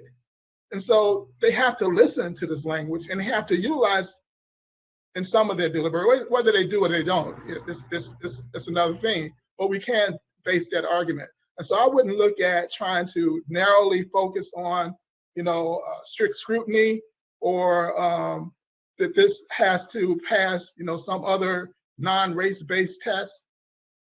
The key here is there are African descendants in America, and that designation brings with it a whole lot. It's the same thing as if you have a refugee and a political asylum seeker as opposed to an immigrant. There are two different designations or three different designations that has a body of law wrapped around each one of those. There's different laws that are directed toward political asylum seekers or political prisoners than they are regular prisoners or regular immigrants into a country. And so we have to step outside of this framework that we've been imprisoned by over the last several hundred years in civil rights law. Can I say something? I have to leave at 12 because I have a class, but I did wanted to say something in response to Mr. Howard. The critical point is this, is that slavery was legal in the United States and even under international law at the time that it happened. It did not become illegal under international law until a convention in 1898, and then really a convention, I think it was in 1920, 1923. And also, there are any number of doctrines in international law which cut off liability for succeeding regimes. That says you're not responsible for what happened there. There are several doctrines in international law, and chapter 4 of the book, Atonement and Forgiveness, talks about those. And the last point I want to make is that you cannot ignore domestic law. I mean, international law really means nothing in domestic courts unless the Supreme Court recognizes it. And so right now, the strict scrutiny test, that is where we are. And that's what you have to play with. And as a lawyer, I would say that I would not go into any court arguing other than the strict scrutiny. And there are ways around there, okay? And even, Mr. Howard's indication that they were moving, that it's not race conscious, that's kind of an indication that that one should try to frame this under protest, try to frame this in sort of race neutral ways. I am so sorry, but I do, if I'm not, and actually the class I'm going into is looking at a lot of these things that you're looking at. It's my class on international redress, and I need to get there in time. If I don't, my students will knock down my door here and drag me into the classroom. So I'm sorry, I have to leave now, but I do. Madam Chair. Vice Chair Brown, you are recognized. Mr. Brooks, Dr. Yes. Brooks. Yes, sir. Before you go, I can appreciate the global picture that Dr. Howard was presenting, yes. Dealing with the human family, yes. But the scene of the crime that we're dealing with is the state of California. And we have specificities of what was done in California. Under Peter Burnett, the first governor, we have specificities in California of that case of R.C. Lee, 1857, 1858. That's exact, that's definite. We have specifics of what redevelopment, so-called redevelopment agencies did in the last 50 years plus to dislocate Black folks. We got to quantify and localize a lot of this stuff about reparations and getting reckoning and redemption to specifics. If you're going to get people turned on to what you want. That's where I'm coming from, personally. Let's be specific. Let's be rational. Let's be definite. And then you can nail them. You're not going to convince these folks. Their hearts ain't going to change that much for us. They still got in them what was said by Aristotle during the 4th century BC, that we were inferior, that we would never be capable of self-governance. Please, I beg us all, stay on point and nail them and not be of a shotgun with blasts and pellets all over the place, but not hitting the target. But if we could take the rifle approach, then we are ahead and we're on top of the game. I would say this, that if I have to go, but if the committee would like to talk with me further, just, you know how to reach me.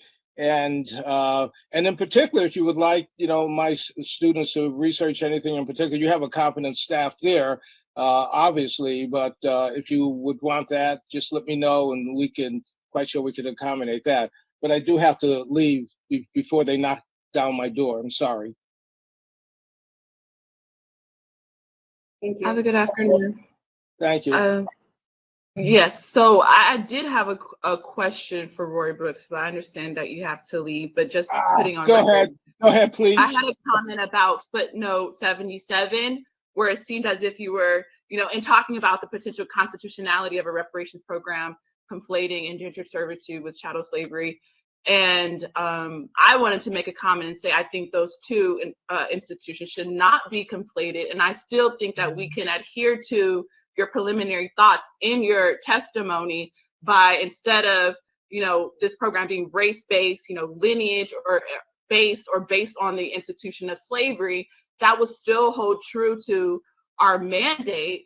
But in utilizing, the institution of slavery as the means, we will see that many, if not none, anyway, people were chattel slaves in the true sense that Black Americans were. Yeah, and that footnote is important because it really does talk to the constitutional and the Prop 209 issue. You're going to have to do that. You're going to have to show that this is not race conscious. And what the book White Cargo does, it shows that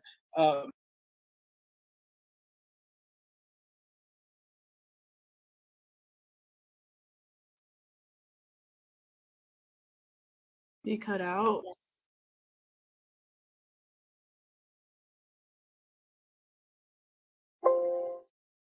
Did Professor Brooks cut out, or me?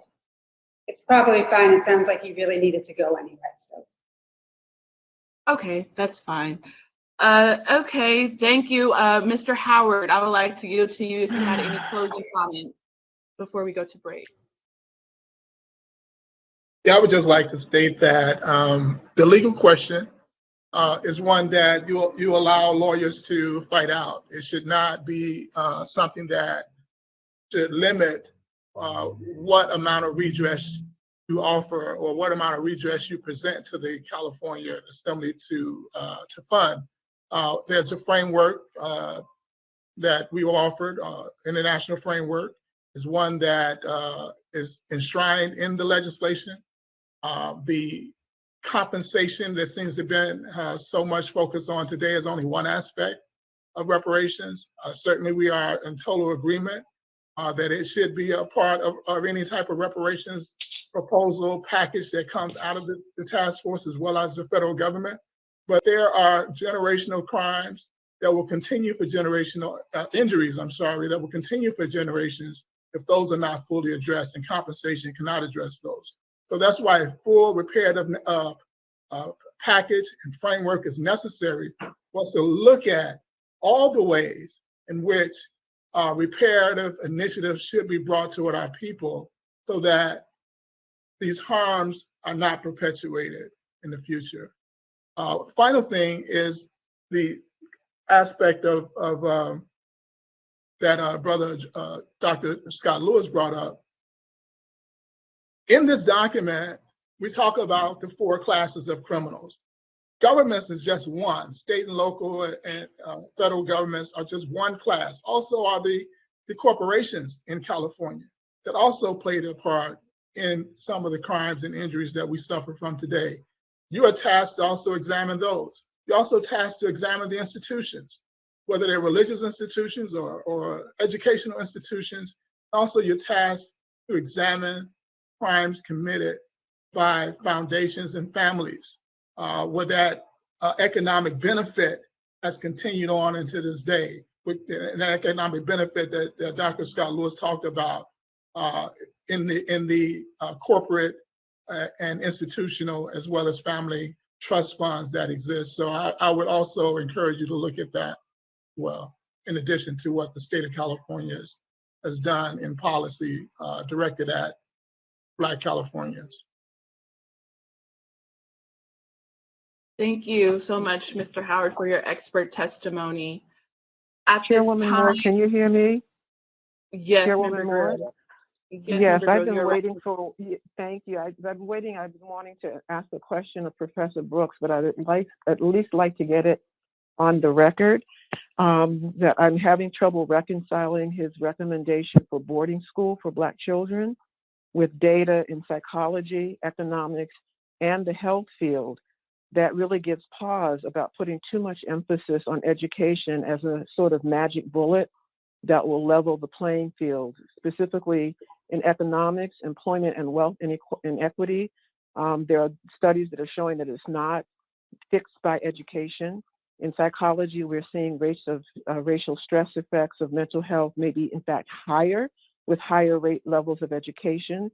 And then within the health field, mortality rates may be higher among folks who have, Black folks who have higher levels of education. In fact, there's the classic Harvard study that showed higher mortality rates among their graduates with degrees. So, and then there's the cultural problem of placing our children in boarding schools outside of the context of family socialization and community socialization. And then what percentage of children would actually be able to even get into a boarding school. So I just wanted to at least get those questions on the record. Thank you so much, Member Grills. I apologize for not recognizing you sooner while Professor Brooks was still here.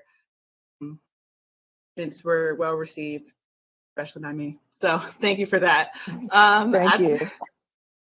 At this time, we will move on to our lunch break, and we will resume at 1 o'clock. So I'm asking the public to be ready to resume at 12:50 so that we can start promptly at 1. Thank you. Just a message to our attendees. We're going to have to stop the broadcast so that we can restart and reconnect to the YouTube. So it's going to say that the session has ended, but just hold tight because we'll restart it as soon as we connect. Amend the Mass Media Group is California Capital's premier YouTube channel focused on reparations, dedicated to political advocacy and unapologetically aimed at shining a spotlight on our righteous justice claim for reparations. Tune in to ETM Media Group YouTube channel Tuesdays at 9 p.m. PST. We do show intros, show outros, voiceover, script copy, 15 and 30-second promos. Check us out at etmmediagroup.com. That's etmmediagroup.com for more info and updates and to get involved. Resume at 12:50. Hard start at 1 o'clock.